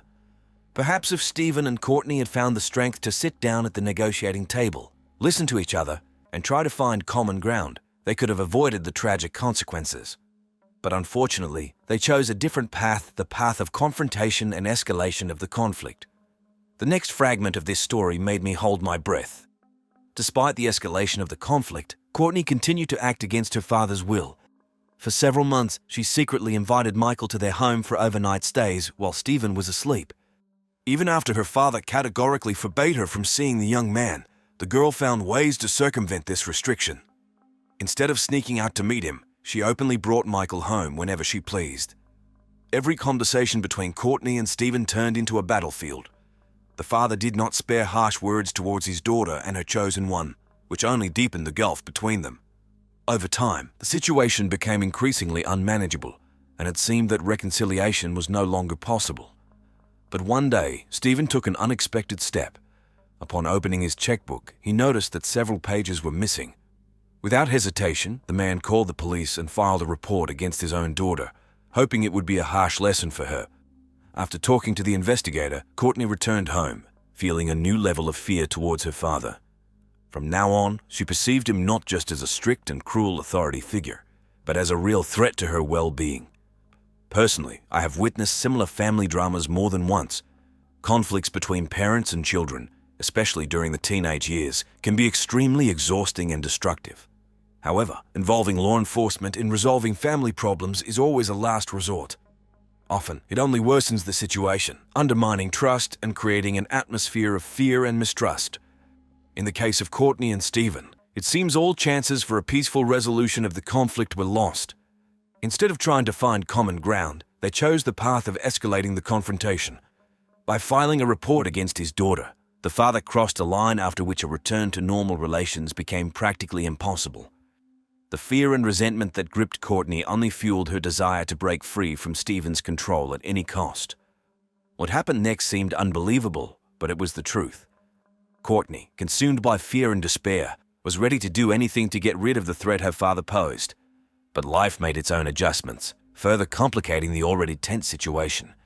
At the end of 2003, Stephen began dating a woman named Elaine. The details of their acquaintance remained a secret, but the very fact of her father's new relationship added fuel to the conflict. During the same period, Courtney, trying to somehow put her life in order, signed up for courses to obtain a high school diploma. At the same time, she continued to meet with Michael, despite Stephen's constant attempts to hinder their relationship. Eventually, the lovers, tired of the endless pressure, decided to run away together. The only obstacle on the path to their cherished freedom was the lack of transportation and money. Courtney and Michael's plan was simple. Take the young man's father's car and head to Maryland, where they hoped to find shelter and financial support from the girl's grandparents. But as often happens, even the most well-thought-out plans can fail. Having stolen the car, the lovers set off on their journey, full of hope for a better future. However, halfway to Maryland, they suddenly changed their minds and turned the car back towards home. What exactly prompted them to take this step remains a mystery, but the consequences of this act, especially for Michael, proved to be extremely unfavorable. I have seen it when young people, consumed by despair and a desire to break free from parental control, resorted to rash actions. Running away from home, stealing a car, all this seems like a solution to problems in the short term. But reality quickly puts everything in its place, and the consequences of such actions can be devastating for all parties involved.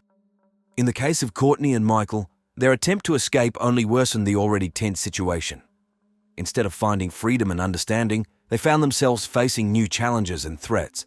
And although the reasons for their sudden decision to return home remain unknown, it can be assumed that fear of uncertainty and awareness of the real consequences of their actions played a significant role in this choice. What I learned next turned this case into a real labyrinth of secrets and mysteries. Michael's parents, just like Stephen, decided to turn to the law to punish their son for stealing the car. The young man found himself behind bars, where he spent a long 70 days pondering his actions and future. After his release, Michael was given a probationary period, but this was only the beginning of his problems. The young man's parents, convinced that Courtney had a detrimental effect on their son, began to insist on ending the relationship. From the outside, it was obvious that Michael and Courtney's relationship was far from healthy and constructive. However, neither the lovers nor their parents realized how much worse things could get. This was especially true for Stephen, Courtney's father, who did not even suspect that his life would be tragically cut short a few months later. After Michael's return from imprisonment, the situation escalated to a critical point. The young man's parents, especially his father, continued to pressure their son, demanding that he break off his relationship with Courtney. But Michael was adamant in his decision to stay with his beloved. This led to his angry parents kicking the young man out of the house, leaving him homeless. Finding himself on the street, Michael found shelter in the most unexpected place, the apartment of his girlfriend's father. Under the cover of night, he would sneak into Stephen's dwelling to spend the night there. It wasn't the first time the young man had secretly stayed in the apartment, but now it had become a daily routine. From a detective's point of view, this situation was explosive. The tension between Michael, Courtney, and Stephen had reached its peak, and any little thing could become the spark that would ignite this powder keg. Michael's nightly visits, his presence in the house despite Stephen's categorical prohibition, created an atmosphere of constant fear and mistrust. All the participants in this drama seemed to be blinded by their emotions and desires, not noticing the obvious risks and dangers. The lovers sought to be together at any cost, not realizing that their actions only worsened the situation. The parents, in turn, tried to control the lives of their children, not realizing that excessive pressure only pushed them into each other's arms. What happened next exceeded all my wildest assumptions. The situation with Michael and Courtney was rapidly spiraling out of control. The young man, having left his college education, actually settled in Stephen's house without his knowledge or consent. Moreover, Michael even changed his official address to Courtney's father's residence and listed his home phone number as a contact person in his parole plans. All of this was happening behind Stephen's back, who had no idea of the extent of Michael's intrusion into his life. Despite the fact that the young man had effectively become homeless, he made no effort to find a job and provide for himself. Instead, all the expenses fell on Courtney's shoulders, who shamelessly used her father's credit card. When the card's limit was exhausted, Stephen planned to have a serious conversation with his daughter about her irresponsible behavior. But fate had other plans, and what happened next forever changed the lives of all the participants in this drama. On February 10, 2014, Elaine, Stephen's new companion, tried to call him several times but to no avail. Worried by the long silence, the woman decided to personally visit her beloved's home. Sometime between 2 and 4 in the afternoon, Elaine got behind the wheel of her car and headed to Stephen's residence. What she saw as she approached the house instantly aroused her suspicion. On the sidewalk, she noticed Michael, Courtney's boyfriend, walking Stephen's dog. He was wearing one of the homeowner's t-shirts, which in itself was strange. But what alarmed Elaine the most was Michael's reaction when their eyes met. The young man, seeing her in the car, instantly rushed to call someone, as if he had been caught at the scene of a crime. This behavior only intensified the feeling that something was very wrong. As an experienced detective, I know that intuition rarely fails in such situations. Although Elaine had no direct evidence, she felt that Michael's strange behavior concealed something sinister. His presence in Stephen's house, his free use of the owner's belongings, and his instant panicked reaction to Elaine's appearance were all alarming signals that could not. Elaine, wasting no time, got out of the car and headed for the front door of Stephen's house. At the threshold, she met Courtney, but the door was locked. When asked about her father's whereabouts, the girl shrugged, replying that she had no idea. Then she walked away, leaving Elaine standing in front of the closed door without a key.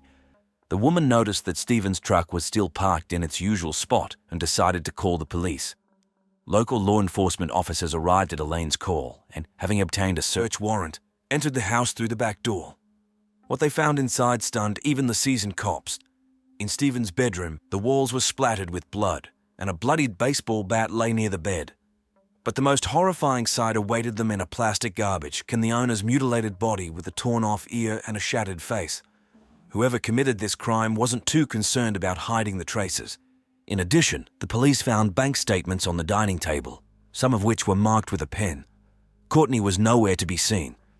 Elaine, who knew about the tense relationship between Stephen, his daughter, and her boyfriend, immediately suspected foul play. Law enforcement quickly organized a search for the suspects, but as it turned out, neither Courtney nor Michael tried too hard to escape or hide. The young man was found in the restroom of a nearby shopping mall, wearing Stephen's t-shirt, just as Elaine had said. He had the victim's wallet, car keys, and credit cards on him. Michael was detained for questioning. As for Courtney, it was even simpler. The girl turned herself in to the police at her mother's house. During interrogations, Courtney and Michael gave completely different testimonies. The young man initially claimed that he was living in the basement of Stephen's house, knew nothing about his death, and received the items from Courtney. He explained his escape to the mall by fear that the homeowner would find out about his presence. But when the police informed Michael about the murder, he suddenly changed his testimony. With tears in his eyes, the young man stated that everything happened as if in a fog, and he came to his senses already with a bloody bat in his hands. Michael confessed to the crime, but insisted that he acted at Courtney's instigation, who asked him to kill her father because of a conflict over money spent from a credit card. His story sounded confusing and unconvincing. Courtney, during the first interrogation, blamed everything on Michael, assuring that she only learned about her father's death from the young man. But later, in a separate confession, she told the detectives more details. According to her, the idea of murder belonged to Michael, and she only helped to take Stephen's dog out of the room and prepared the bat. While the young man was dealing with her sleeping and defenseless father, Courtney heard every sound. But the most unexpected twist occurred in September 2006, when at the final stage of the trial, Courtney was found guilty. Asked if she wanted to say something, the girl, who had been denying her involvement all this time, suddenly stated, "I would like to openly admit that Michael Morin is not the murderer of my father. I take full responsibility and accept the sentence handed down to me." This shocking statement was heard in the courtroom where Courtney Schulhof was sentenced to life imprisonment without the right to parole. She listened to the verdict without visible emotion. Less than a year later, in April 2007, the trial of Michael Morin took place. He faced the death penalty if found guilty.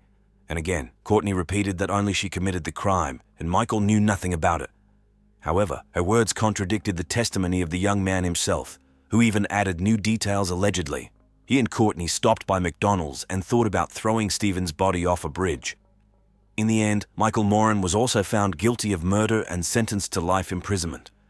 According to information from 2017, Courtney Schulhof's sentence was reduced to approximately 40 years. This case remains one of the most enigmatic in my practice. Despite the fact that both criminals received their deserved punishment, it is still unclear what really happened on that fateful night. Undoubtedly, Stephen was killed with a baseball bat, but who dealt the fatal blow remains an open question. On the one hand, Courtney confessed to killing her father. On the other hand, Michael also admitted his guilt, and it was in his basement that Stephen's bloody t-shirt, which the young man often wore, was found. Moreover, Michael was much larger and stronger than Courtney, so he had enough strength to deal with the victim using a bat. However, we should not forget that Stephen was sleeping and could not resist, and Courtney was able to describe the course of the crime in detail and even characterize her father's dying sounds. So who actually committed this brutal murder? People are capable of horrific acts towards one another, but what could be worse than the cruelty of one's own parents? This is a story about Lacy, a girl whose life was cut short due to the inhumane conditions in which she was kept by her closest relatives. Lacy, we don't know much about her as she rarely appeared in public. According to neighbors' recollections, she was a cheerful, inquisitive child. She was passionate about volleyball, loved watching Disney cartoons, and listening to country music. A typical girl with a carefree childhood. But everything changed when Lacy turned 9. Her family, consisting of her mother Sheila and father Clay, decided to move to a new home in the town of Slaughter, Louisiana. Little did they know that this house would become a real prison for their daughter. When Lacy was supposed to start 9th grade, her parents suddenly decided to switch her to homeschooling. Perhaps they thought it would be better for the girl, but in reality it marked the beginning of her isolation from the outside world. I want you to imagine being locked within the 4 walls of your own house, without the opportunity to interact with peers, go to school, develop and explore the world. This is the situation young Lacy found herself in, and no one even suspected her suffering. What motivated Sheila and Clay to make such a choice? Did they realize the consequences of their actions? These questions remain unanswered to this day. But one thing is certain, their decision forever changed Lacy's life and led to tragic events.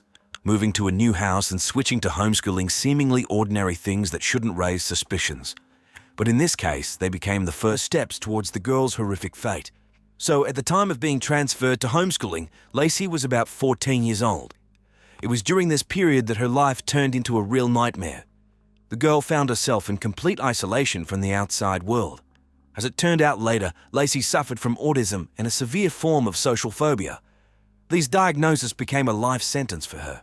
Over the years, the illness progressed and the girl increasingly immersed herself in her own world, shutting herself off from reality.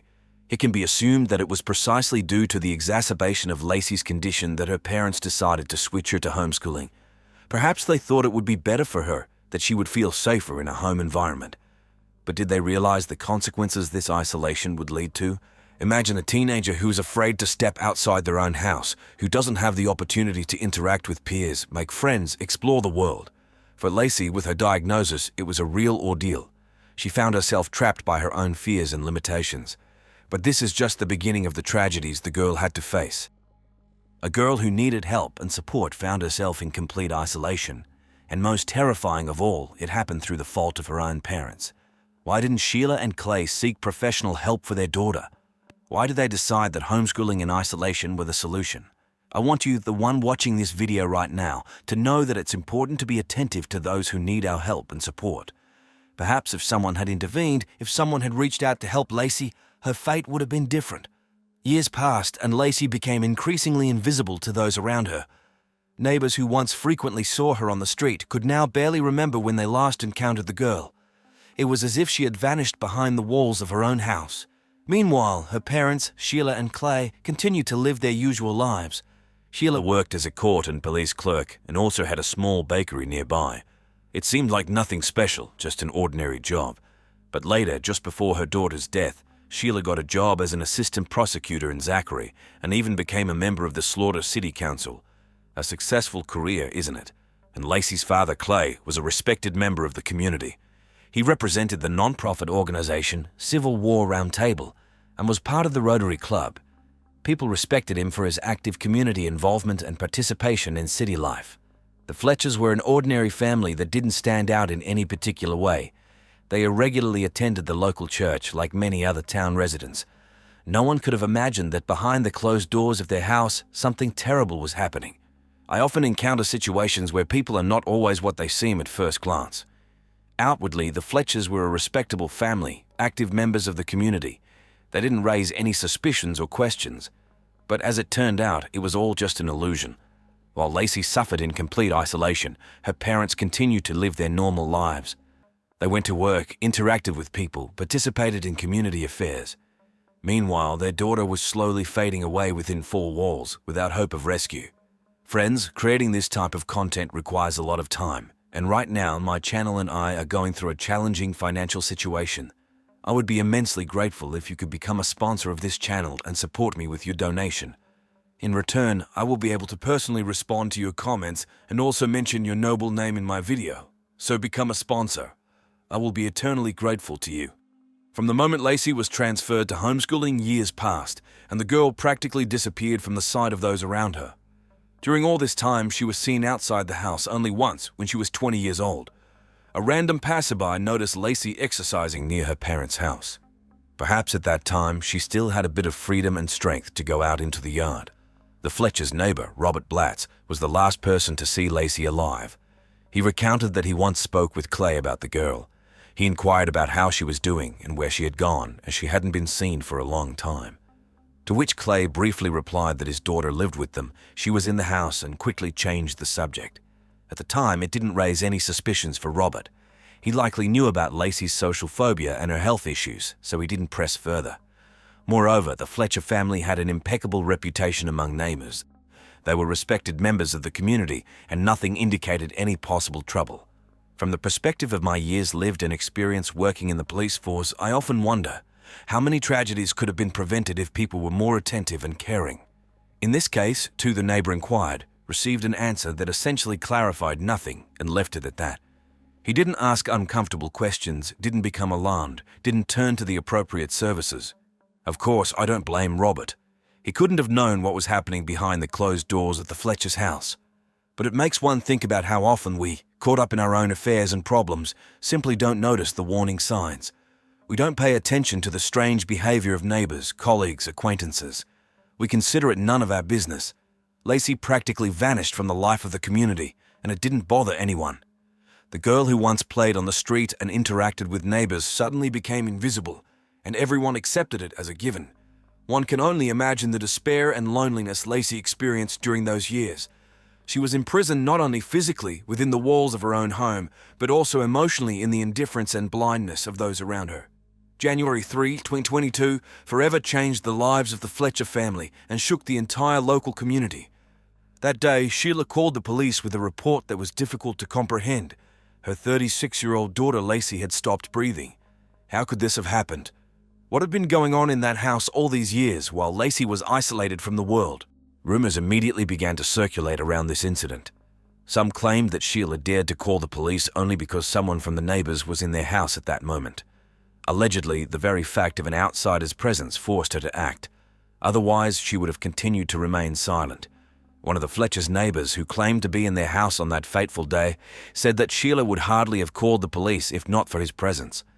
This leads one to wonder whether it was an attempt by the mother to conceal the traces of her terrible negligence and indifference.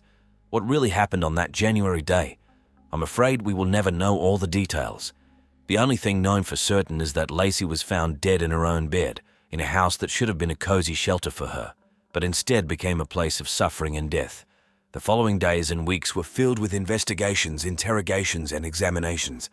Local residents whispered and shared speculations, trying to understand how such a thing could happen in their quiet communities.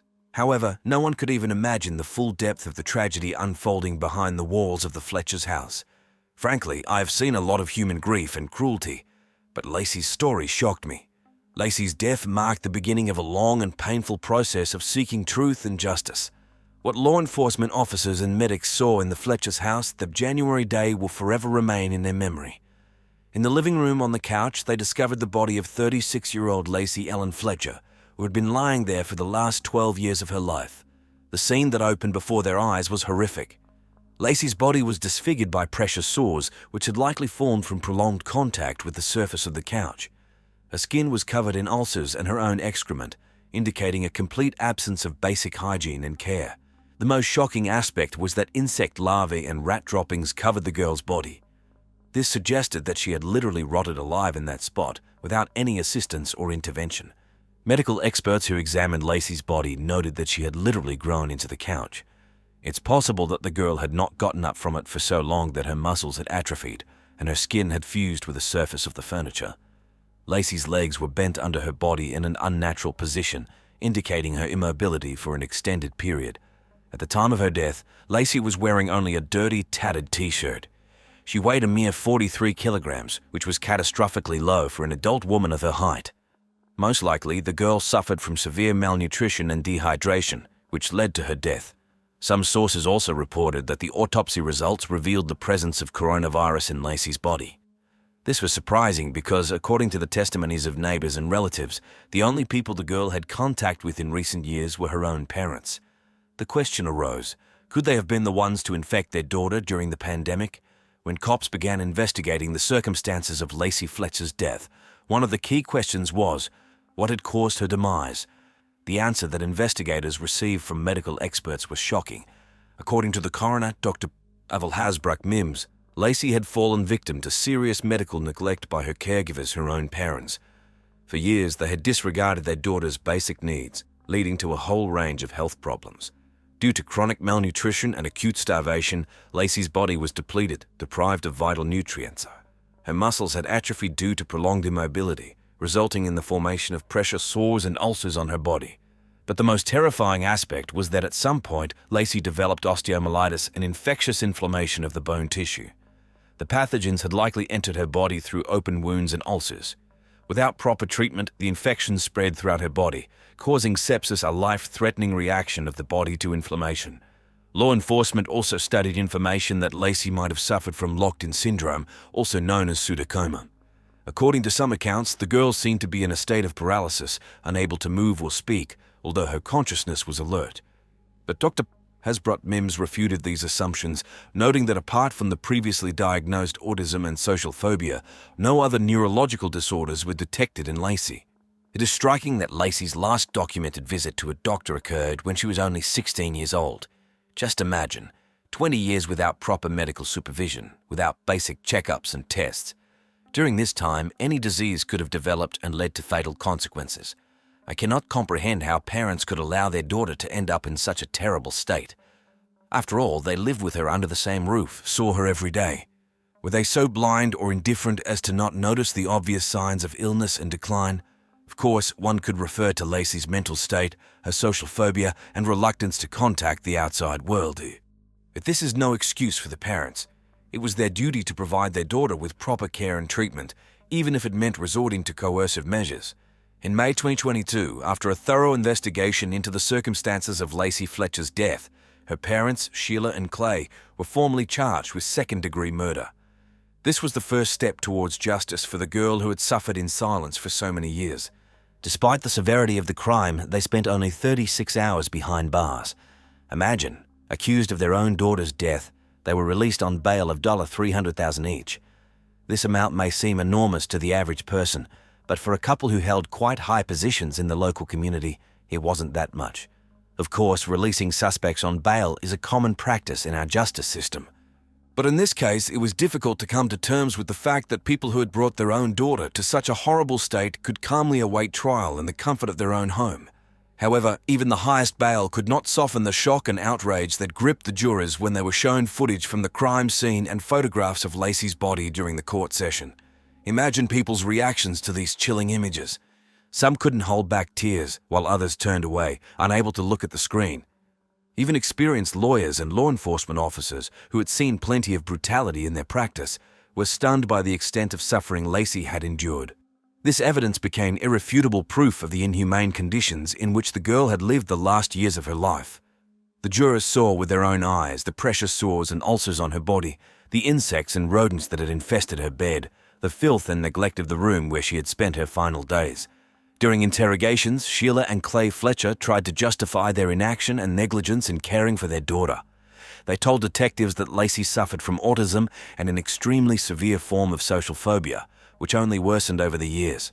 According to their account, the girl was terrified of leaving the confines of the house and avoided any contact with the outside world. Allegedly, this was why she stayed in her room around the clock, refusing even to get up from the couch. The Fletchers claimed that the crisis in Lacy's condition occurred when she was a little over 20. The girl had supposedly disappeared, completely entirely isolating herself, losing any desire for communication and activity. She would allegedly scream and throw tantrums when someone tried to persuade her to leave her comfort zone. Clay and Sheila insisted that they had made attempts to help their daughter. They claimed to have tried to lift her from the couch, force her to move, but it only worsened the situation. Lacy would allegedly fall into such severe stress and aggression that the parents were simply afraid to change anything. Particularly cynical were Sheila's words about how Lacy never complained about the precious sores and wounds that festered on her emaciated body. The mother claimed that she regularly examined and treated these ulcers, but the girl allegedly didn't want to be bothered.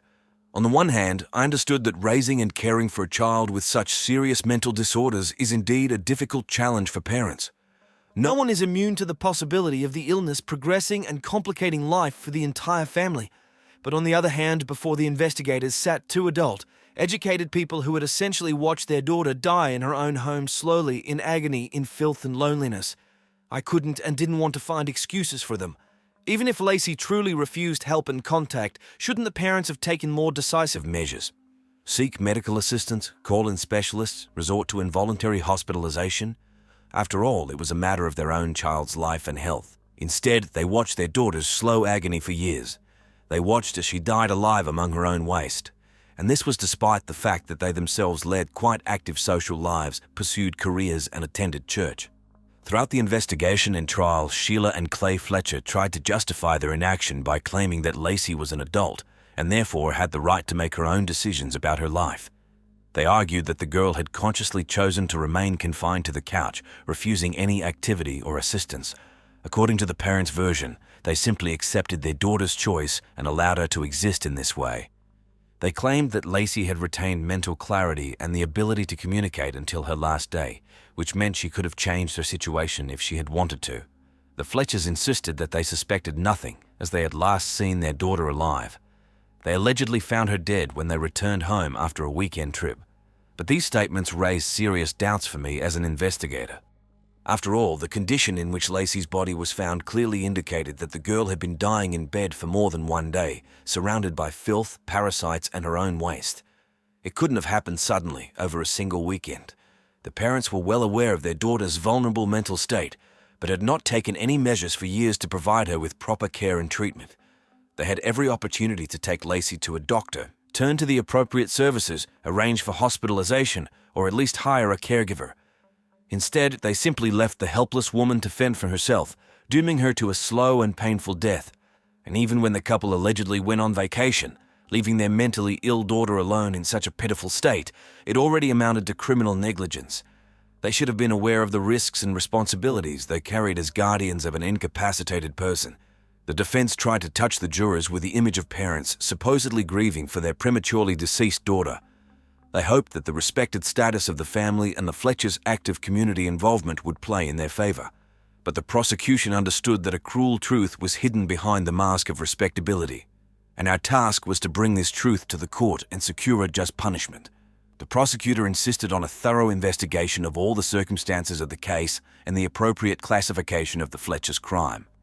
In our opinion, their actions fell under the article second-degree murder and should be punished with life imprisonment without the possibility of parole. And so, after months of investigation, dozens of witness interrogations, examinations, and fierce court battles, we finally reached the denouement of this chilling story. The jury, having heard all the evidence and arguments of the parties, found Sheila and Clay Fletcher guilty of murdering their daughter Lacy through criminal negligence and inhumane treatment. Witnesses remember the tense silence that fell over the courtroom when the presiding judge announced the verdict.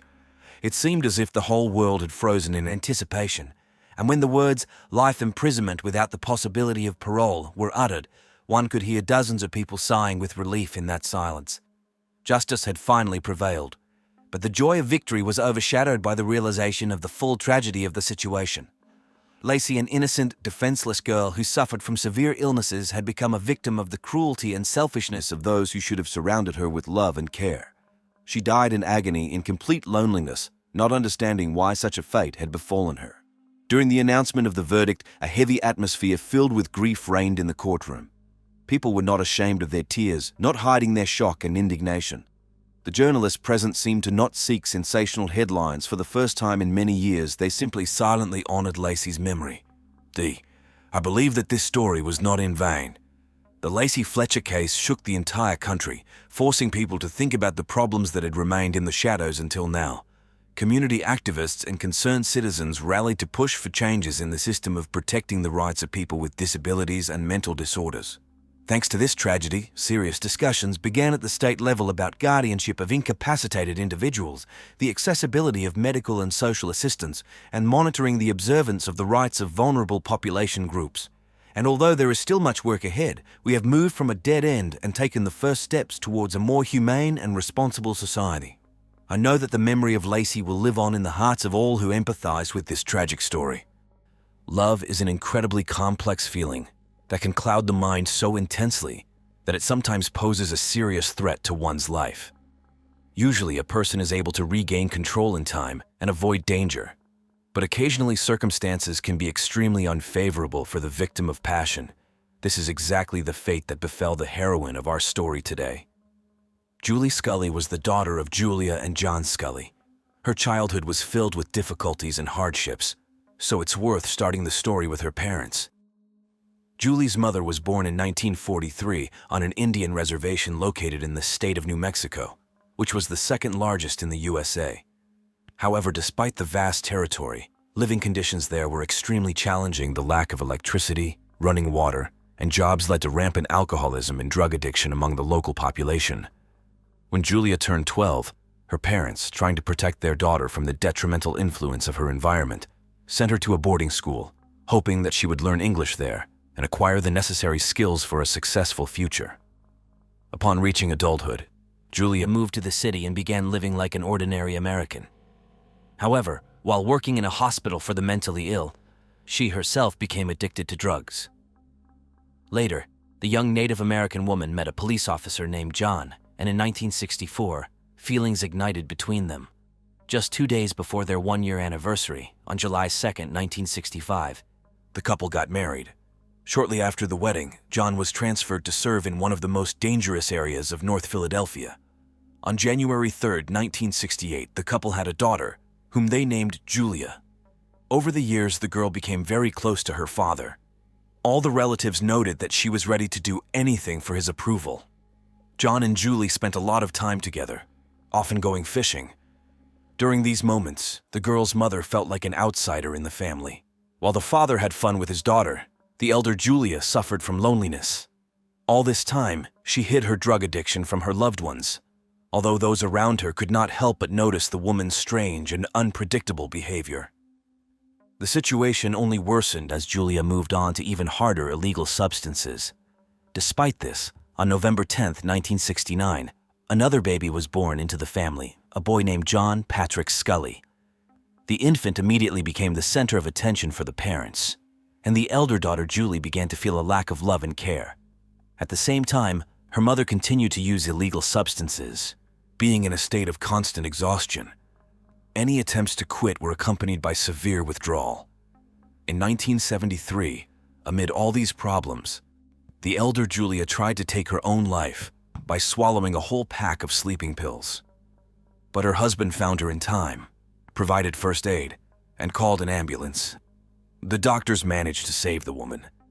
Now the whole family knew about her destructive addiction, but this did not improve the situation at all. The once beautiful Native American woman increasingly resembled a living corpse. Soon she tried to settle scores with life for the second time, this time due to depression. But again, she was saved. Of course, the parents' troubles could not but affect the children, especially the elder daughter, who had just turned 9 at the time. Friends came to her birthday party, but right in the middle of the celebration, her dad suddenly left. As it turned out, he went to his mistress, with whom he had been having an affair for quite some time. John considered this relationship his outlet, as his drug-addicted wife only caused him disgust. It was only the children that kept him together with Julia. On the day of his daughter's birthday, the mistress came to pick up John right at their house. The wife saw her rival with her own eyes when she went outside to see where her husband had gone. John didn't seem to be bothered at all by the fact that his secret was out. Instead, these events came as a real shock to the younger Julie and her mother. The girl began to blame herself for what happened, as she simply could not comprehend the reasons for her father's behavior. From that moment on, Julie's grades at school, where she had been an excellent student, dropped to C's. Then her father decided to transfer her to another school in Kensington. In the new educational institution, the bright and attractive Julie quickly became popular, but also fell into bad company. Truancy began, and her grades worsened again. At that time, the girl was only 12, but her appearance already attracted the attention of many boys. An additional risk factor was that the Scully family lived in a disadvantaged area. The parents grew increasingly worried that Julie might follow in her mother's footsteps and also become addicted to illegal substances. Once, Julie invited her girlfriends for a sleepover, but when her mother came to check on them in the evening, her daughter was not in the room. The girls had simply run off to have fun. The frightened woman immediately called the police, and law enforcement officers eventually managed to find the schoolgirls in downtown Philadelphia. After this incident, the relationship between Julie and her mother became even more strained. Constant conflicts and quarrels turned into a common occurrence. The girl's rebellious spirit grew stronger, even affecting her relationship with her father. But since John was a cop, he always knew where and with whom his daughter was spending time. Noticing that his wife was not coping with raising the teenagers, the man decided to take custody of the children himself. The elder Julia was sent for treatment for drug addiction. While the mother was away from home, the atmosphere in the family was much calmer. Despite the younger Julie's sincere desire to please her father, youthful maximalism took over. The girl continued to spend a lot of time with friends, skipped school, and received poor grades. Upon learning about this, John became furious.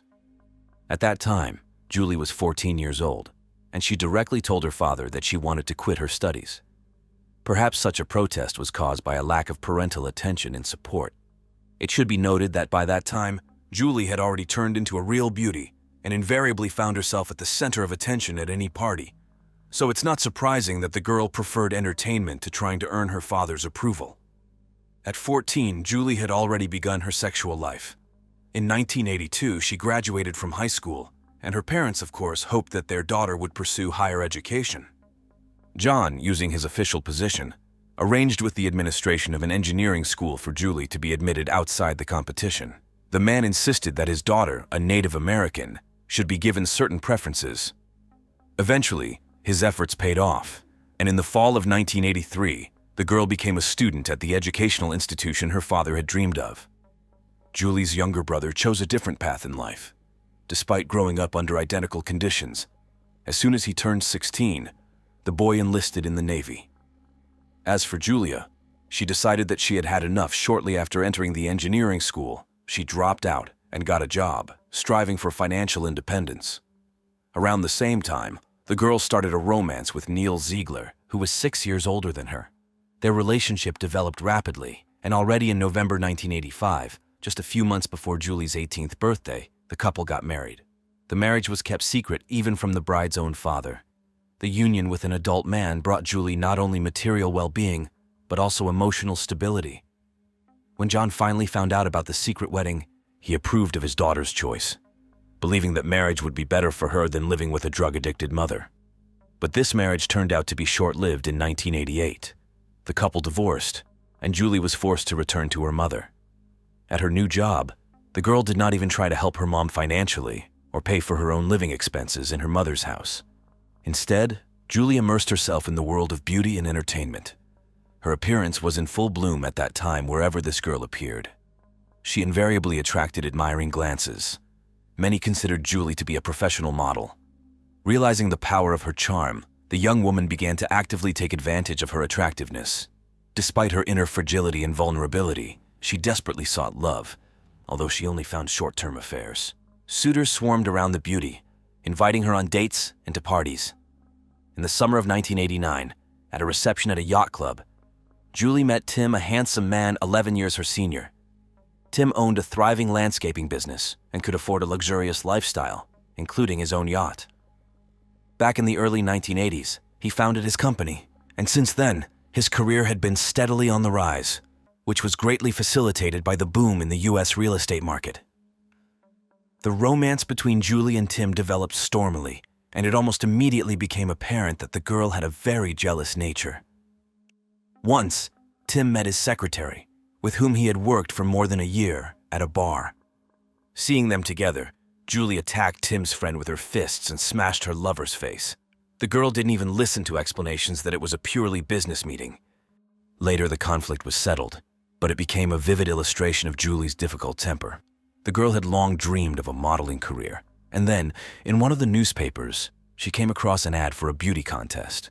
Julie became fired up with the idea of participating in the competition, and Tim was sure that his beloved would definitely win. The lover selected the most striking photos of the girl and sent them to the editorial office of the magazine organizing the contest. But after some time, it turned out that the contest was a fiction this way. The publishers simply lured gullible beauties in order to get spicy photos for the men's section on the last pages for free. Once, when visiting his office, Tim did not find his secretary at her desk. Instead, Julie was sitting there who, with a charming smile, informed him that the former assistant would not return.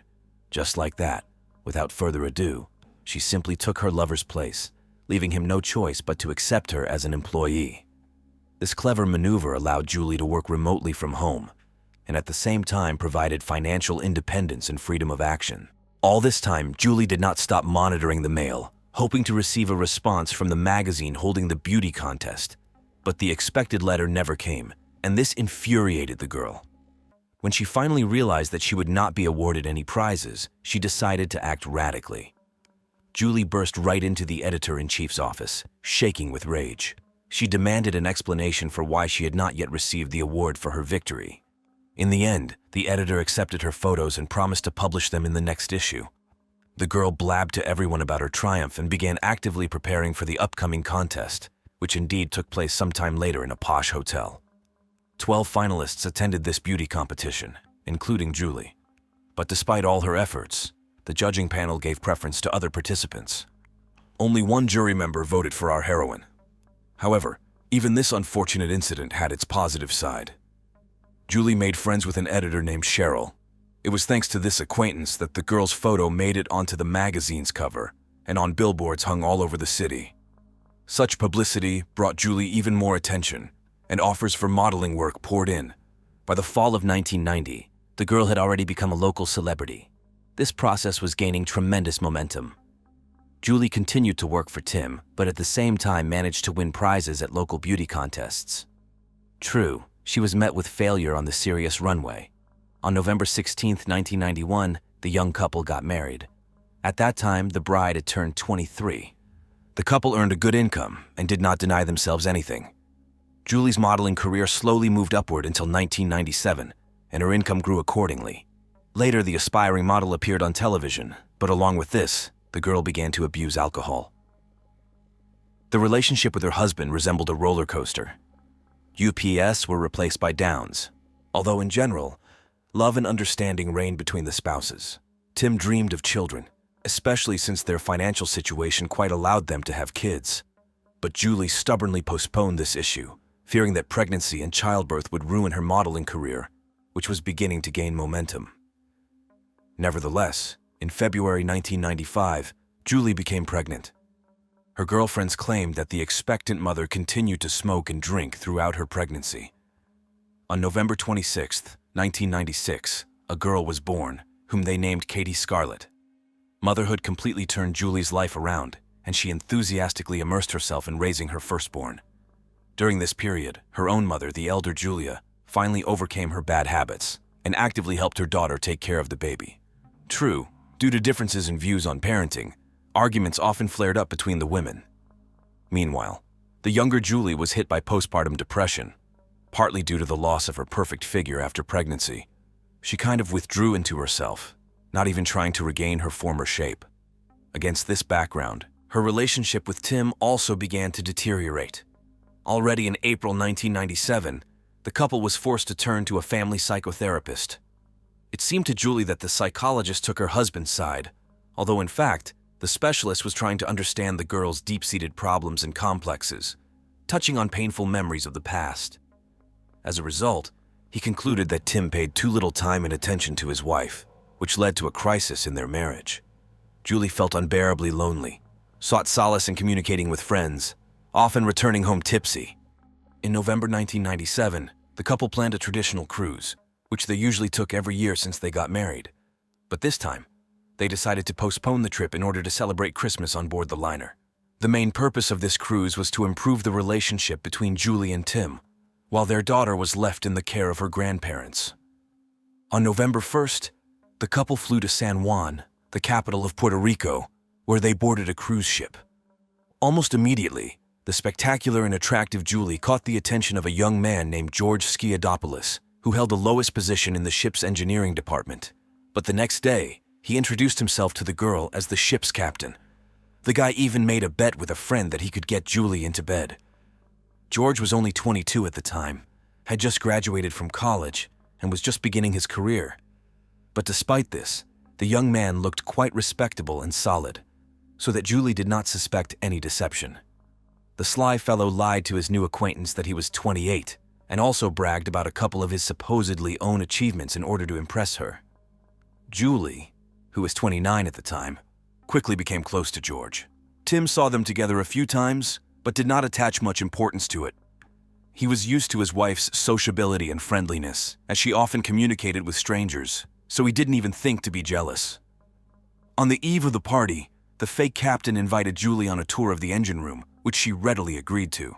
A spark ran between them, and the young people kissed, but nothing further happened for now. Upon returning home, an inspired Julie enthusiastically told her family's best friend Tony about her feelings. The girl was sure that the flash of passion would fade with initial speed, as she and George would never see each other again. But lo and behold, soon the supposed captain sent Julie a touching letter. The lovers switched to daily telephone communication. The secret admirer literally showered Julie with compliments, convincing her that Tim was not good enough for her. Tim knew about these conversations, as he accidentally overheard his wife cooing with someone on the phone a couple of times. But the man did not delve into the details of the conversations, fully trusting his better half. On the other hand, these secret relations completely baffled Julie. She seemed to be torn between the usual family comfort and a mad attraction to a young lover who gave her previously unknown acute sensations. The woman noticeably distanced herself from her husband and child, immersing herself in a whirlpool of new experiences. Tim saw that something wrong was happening and became worried. To strengthen the marriage, the man decided to arrange a lavish surprise party for Julie on the occasion of her 30th birthday. The celebration, which took place on January 3, 1998, was a great success. Julie's closest friends gathered at the birthday girl's house. As a gift, Julie persistently begged Tim for another cruise, and it had to be on a specific liner and at a strictly defined time.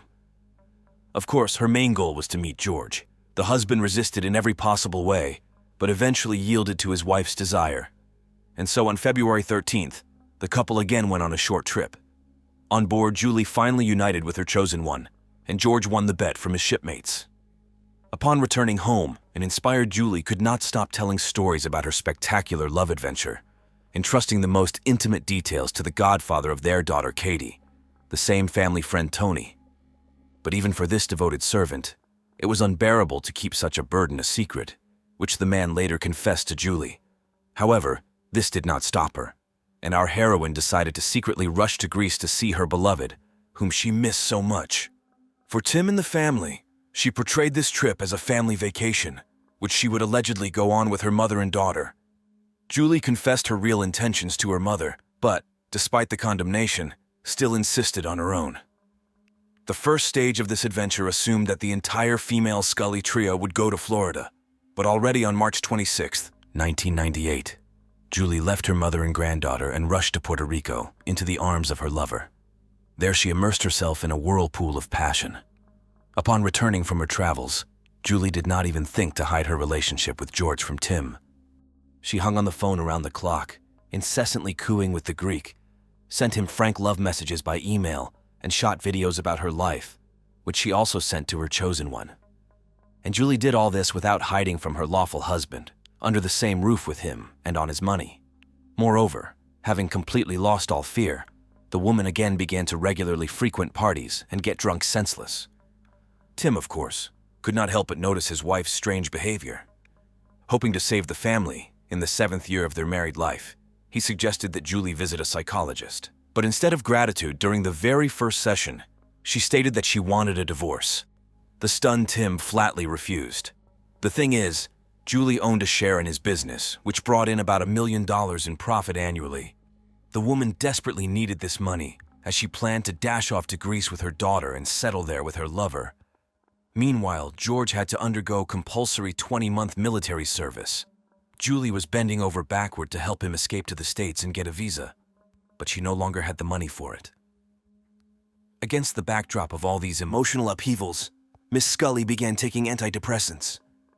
When George found out about this, he became terribly angry, strictly forbidding his beloved to take any medications. To please her chosen one, Julie undertook to get in shape. Suffering from insomnia, the girl constantly took sleeping pills and other serious drugs. At the same time, Julie exhausted herself with workouts, losing about 10 kilograms. She hoped to return to the modeling business and earn some money. But George turned out to be an even greater owner than Tim. He was terribly jealous and categorically did not approve of such intentions. As a result, the girl was forced to abandon this idea. None of Julie's relatives and friends supported her relationship with the Greek. Even Cheryl, who had once pumped up Scully in the modeling industry, openly condemned this romance. Meanwhile, the emotional state of our heroine was rapidly deteriorating. Once Tim asked his wife to give him access to business documents, but she locked the door to her room and didn't let anyone in. The police had to be called to take the papers necessary for work. And even this did not pacify the enraged Julie, who put up a frenzied resistance to law enforcement officers. At the same time, Julie developed paranoid delusions that her husband had allegedly hired a private detective to follow her. The atmosphere in the Scully house was heating up to the limit, and everything was heading towards an inevitable divorce. But while the family drama was approaching its climax, somewhere in the middle of summer, George and Julie met in the USA and secretly got engaged. The future Mrs. Skiadopoulos openly told everyone who would listen that she would soon move to Greece forever, but she hid the specific date from everyone according to the plan. This was to happen no earlier than next year. In the midst of these turbulent events, Tim received an itemized bill for his wife's international phone calls. The amount reached $6,000 to $7,000 a month. It was at that moment that the terrible truth finally dawned on the man. His wife was cheating on him with some ship engineer and had been maintaining contact with him behind her lawful husband's back for quite some time. The enraged Scully realized that he had had enough of feeding the ungrateful traitor, and he needed to get rid of all this lies as soon as possible and formalize the divorce. He frankly made all his claims to Julie. In response to the quite justified accusations, the offended wife stated that she was depriving Tim of the right to see his daughter.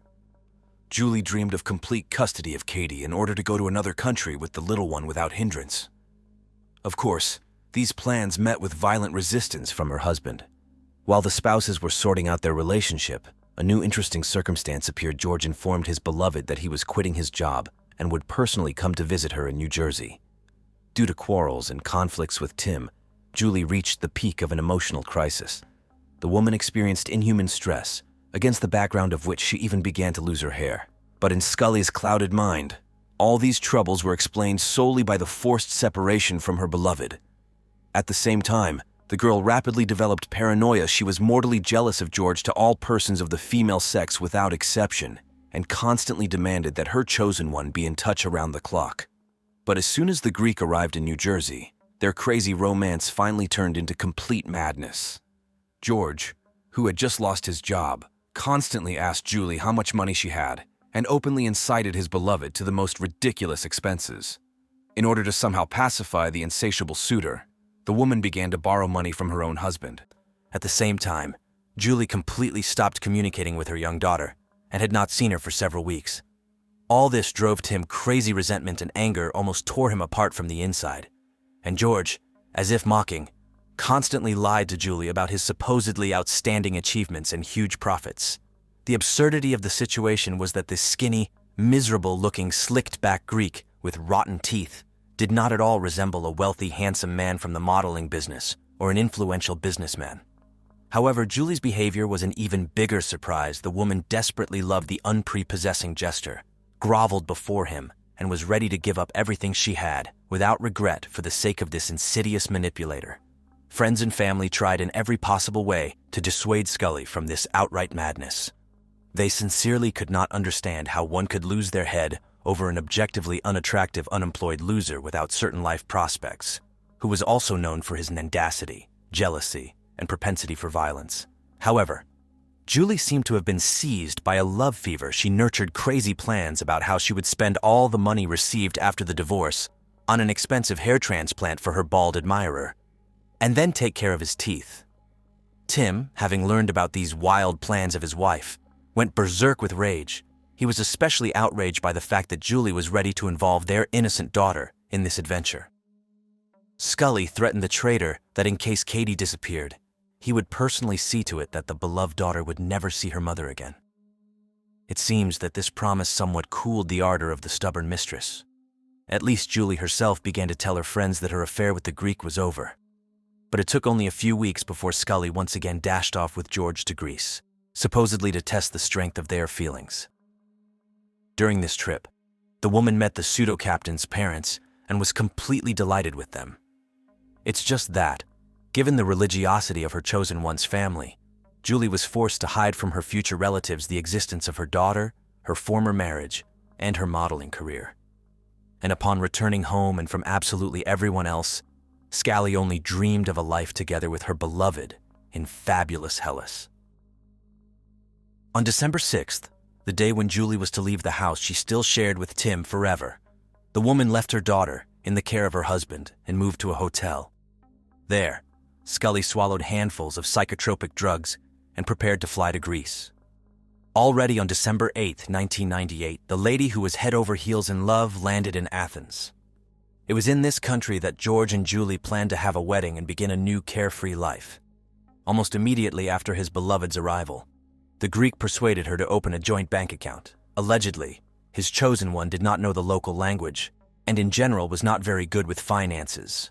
Blinded by passion, Miss Scully unreservedly trusted her liberator. Without a shadow of a doubt, she put all her savings, $80,000 in cash, into their joint account. And Julie gave her beloved another $18,000 for minor household expenses. This money was the last funds that the woman had at her disposal at that time. And soon she simply disappeared without a trace. On January 8th, Skiadopoulos called his fiance's best American friend with terrible news: Julie had gone missing. According to the Greek, they had agreed to have a snack at a local McDonald's, but the girl never showed up for the meeting. George allegedly waited for her for several hours, but it was all in vain. And since mobile communications did not exist at that time, he had no way to inform his beloved of his concern. Eventually, after a long and unsuccessful search, the grief-stricken groom turned to the police with a statement about the disappearance of Julie Scully. Shortly before George's alarming message about Julie's disappearance, her closest friend in the States received a call from Scully herself. In the conversation, the woman admitted that she terribly missed her daughter Katie and had some problems in her relationship with her fiancé. From what was said, the friend concluded that Julie was about to leave the Greek and should return home in the near future. However, time passed, but Mrs. Scully never appeared on the doorstep of her family home. Against this background, the news from George about her friend's mysterious disappearance caused sincere horror and concern. The pseudo-captain relayed that on the day of the disappearance, Julie left her passport in the car, which was later somehow confiscated by the police. The biggest problem was that Skiadopoulos allegedly could not find the law enforcement officer who took the document in any way. This whole story sounded extremely suspicious, so the friend eventually decided to call Tim Scully, who was the only one who could help sort out the situation. The man immediately realized that his ex was in big trouble. Tim recalled that the last time Julie personally reached out to relatives in the USA was on January 7th, and since then, there had been no news of her. Around the same time, the mother of the missing woman told her son-in-law that Skiadopoulos gave the impression of a worthless and disgusting type. Besides being an unpleasant subject by nature, the Greek obviously did not keep himself in check at all. The elder Julia once witnessed with her own eyes how George attacked her daughter during a quarrel, and when the woman stood up for her child, the enraged Greek attacked her. He yelled, swore like a trooper, and then grabbed the old woman by the throat and pressed his mother-in-law against the wall with all his might. The inhuman man did not let go of the victim until she threatened to call the police. After that incident, Julie allegedly tried to break up with the sadist. She even called law enforcement, after which Skiadopoulos was deported from the country. But despite everything, after some time, the girl once again rushed after her beloved to Greece. Moreover, Julie justified this scum in every possible way, taking the blame for the incident upon herself. So Scully's mother had no doubt that this scoundrel George was definitely involved in her daughter's disappearance. However, Skiadopoulos himself tirelessly portrayed himself as an innocent lamb and provided the Greek police with all possible assistance in the search for his bride. Julia's relatives tried to contact the U.S. Embassy in Athens in parallel. Unfortunately, cooperation with the Hellenistic cops was significantly hampered by the language barrier. Not a single law enforcement officer involved in the search for the missing American woman spoke English. Then the FBI finally intervened in the case. Almost immediately, the feds found out that Julie's passport had actually been with George all these days. The Greek initially assured that he found the document much later, and when he learned about the FBI's interest in the case, he stated that the papers were simply stolen. The behavior of the main suspect seemed increasingly strange with each passing day. For example, Skiadopoulos even tried to withdraw money from his joint account with Julie, but for some reason, he failed. On January 23, 1999, the ill-fated couple was supposed to have a wedding. Instead, all the country's news TV channels and radio stations were flooded with one topic: a young woman from the USA who had gone missing. And George went berserk and threw a tantrum when he found out that his bride's closest American friend had also intervened in the publicity of this story. He screamed into the telephone receiver about his non-involvement and even made several statements to the press. The frightened Greek gave numerous interviews to various media in which he desperately tried to justify himself and prove his complete innocence. But all these efforts were in vain. Just 16 days after the disappearance of Julie Scully, George found himself in the investigator's office as the main suspect. At first, he stubbornly retold law enforcement the same fairy tales that he had been weaving for the media. However, it took less than 4 hours of painstaking work before the suspect cracked and confessed to the murder of his beloved. Skiadopoulos insisted that it was a terrible accident. It seemed that the man really regretted what he had done, because he wept throughout the interrogation. But very quickly, this story was overgrown with a whole bunch of new, absurd, and frankly false details. Getting confused in his testimony, George either convinced the cops that Julie had never disappeared at all, then again admitted his guilt, then once again renounced any crime. Eventually, the Greek gave the following story. Allegedly, shortly after moving to Greece, Julie became very disappointed in both the country itself and her chosen one. Every day she unbearably missed her home, little daughter, usual life, and longed to return to America immediately.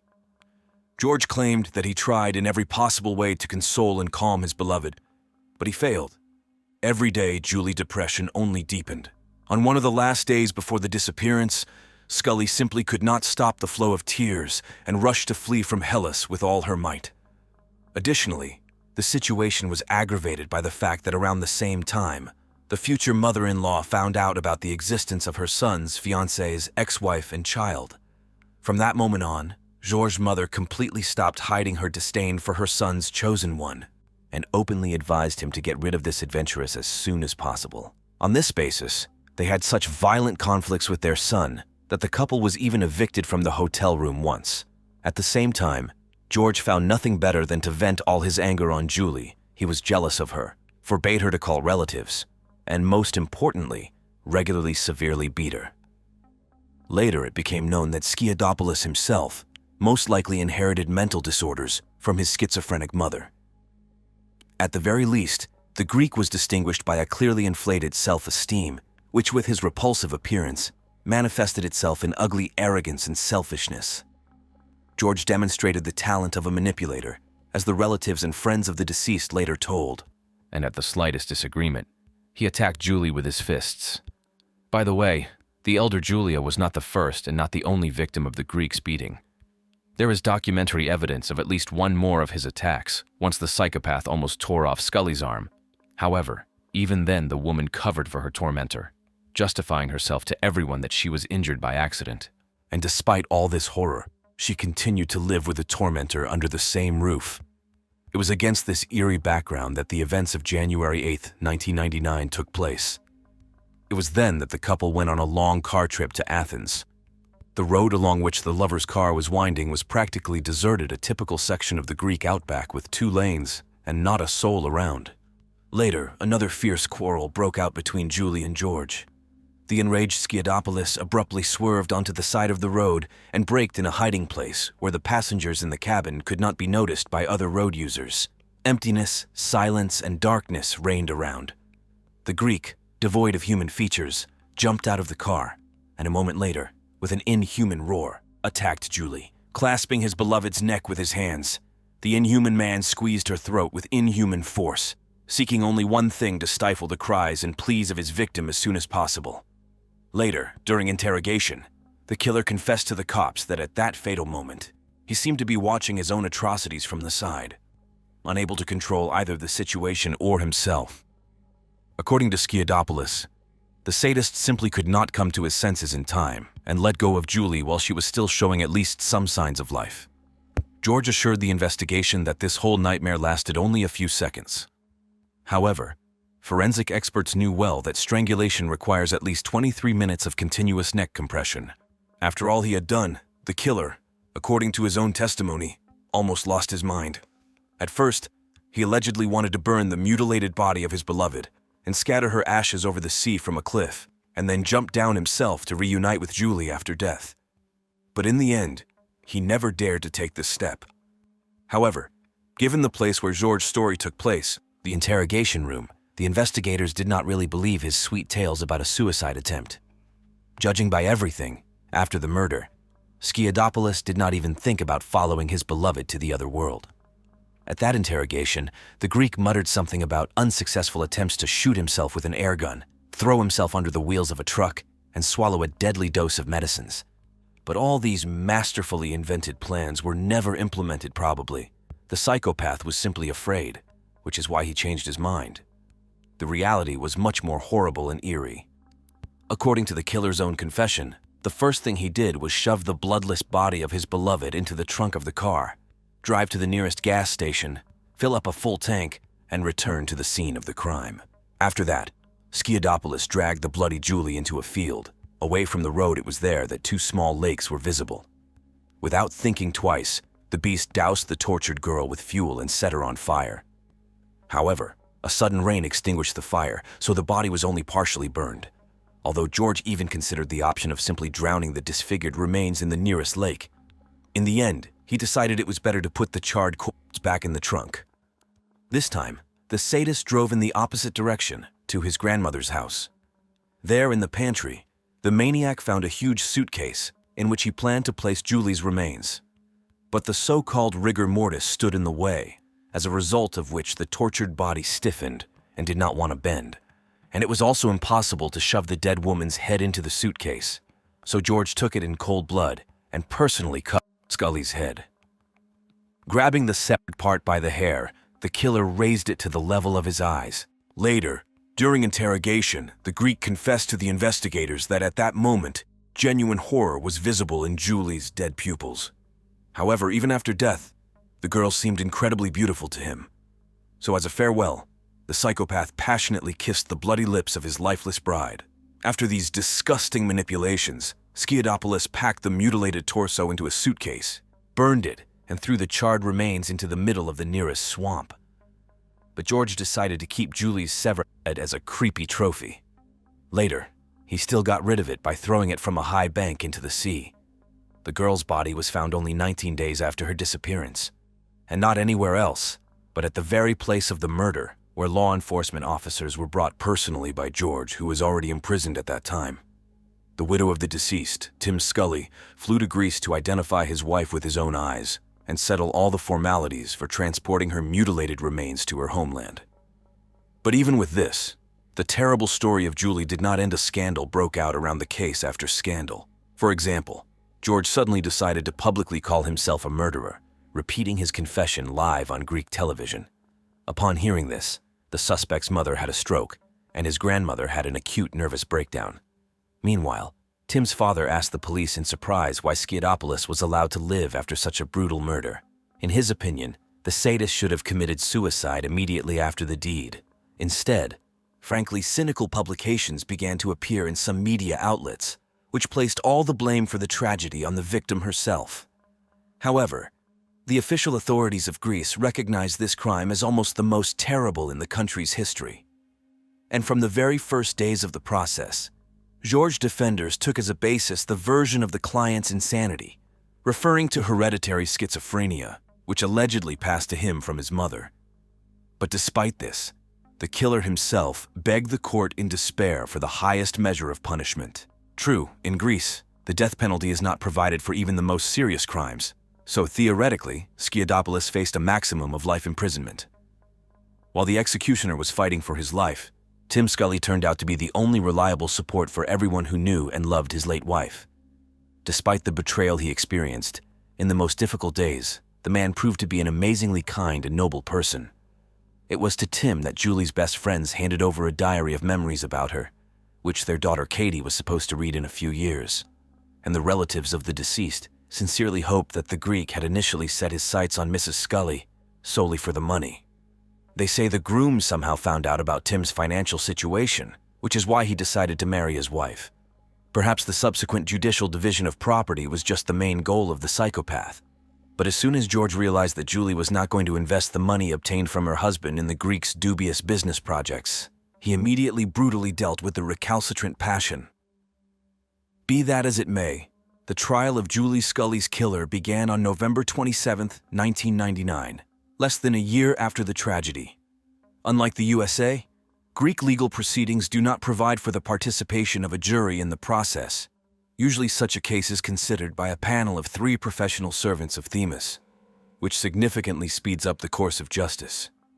True, in the case of Schedopoulos, there was not a single representative of the defense on the witness stand. As a result, the accused gave very lengthy testimony, which lasted about 5 hours, and already on December 6th, the court found 24-year-old George Schedopoulos guilty on all counts of the indictment. The sadistic killer was sentenced to life imprisonment without the right to early release. But the surprises of Greek justice did not end there. In 2002, the life prisoner filed an appeal against the sentence, stating that at the time of Julia's murder, he was in a state of insanity. This time, the lawyers managed to convince the judges of the validity of their position. Schedopoulos' life term was replaced by 23 years with the right to apply for parole. Thanks to this decision, already in 2007, the psychopath was released early and returned to his hometown of Kavala. The killer still lives there, surrounded by his new family. It's even scary to imagine whether George's current neighbors and acquaintances have any idea what this imposing man who once cold-bloodedly cut off his own bride's head is capable of. We sincerely hope that the fate of Julie Scully has not left you indifferent. The central coast of New South Wales in Australia conceals a place with a grim reputation. Snapper Point, also known as the Deadly Cliffs. Despite being a popular tourist attraction, especially among fishing enthusiasts, this location is notorious for its steep, jagged cliffs. It's not uncommon for people to fall from these slopes straight into the turbulent ocean or get swept away by sudden waves. In recent years, At least 16 tourists have lost their lives in this area. However, as practice shows, it's not always just a blind chance or the whims of nature that cause these deaths. This story is about one such case. On April 24th, 2016, around 10:30 in the morning, several visiting fishermen were going about their business near Snapper Point. Suddenly, some of them, looking down from the cliffs, noticed a strange object beating against the waves. It quickly became clear that it was a body wrapped in black plastic, another victim of the treacherous, deadly cliffs. One of the witnesses immediately reported the gruesome find to the police. Soon, a rescue helicopter arrived at the scene to retrieve the body, which was lying face down. But from the first glance, the specialist realized that this was no mere accident.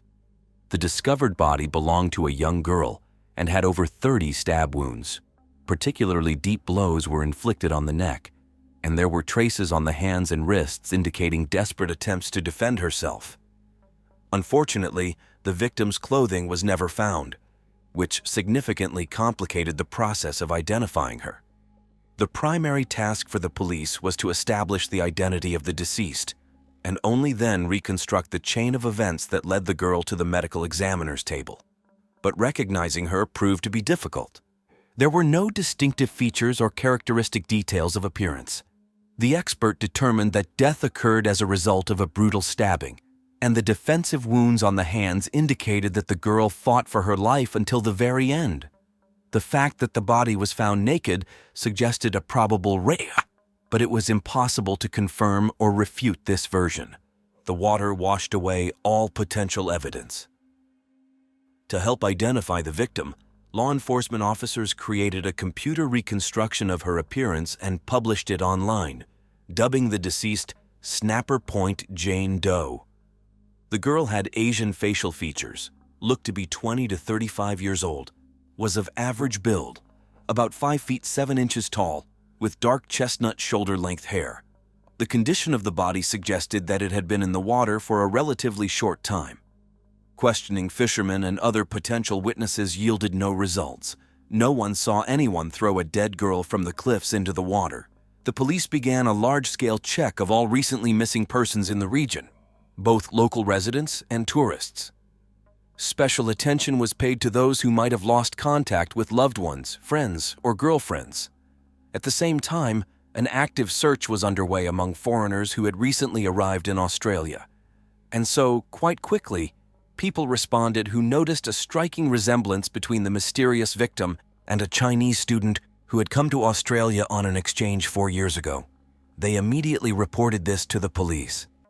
The very next Friday after the body was discovered, the detectives working on the case were able to establish the identity of the deceased.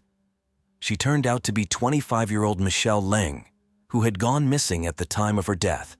As it turned out, Michelle lived in the suburb of Campsie, in Sydney, about 100 kilometers from the place where her mutilated body was found. And here's a chilling coincidence. Just a year before her death, the girl took a photo on the very cliff from which her dead body was later thrown.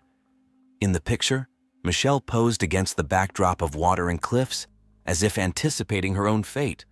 When the media picked up this news, rumors began to spread that the girl had come to this place to meet a guy she had met online, and this date turned out to be fatal for her.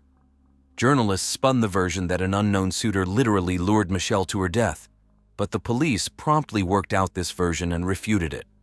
A detailed analysis of the girl's correspondence and messengers showed that she did not meet anyone and did not plan any meetings. So who and why did someone need to cut short the life of a young student? To answer this question, investigators had to delve deeper into the details of Michelle's life and surroundings.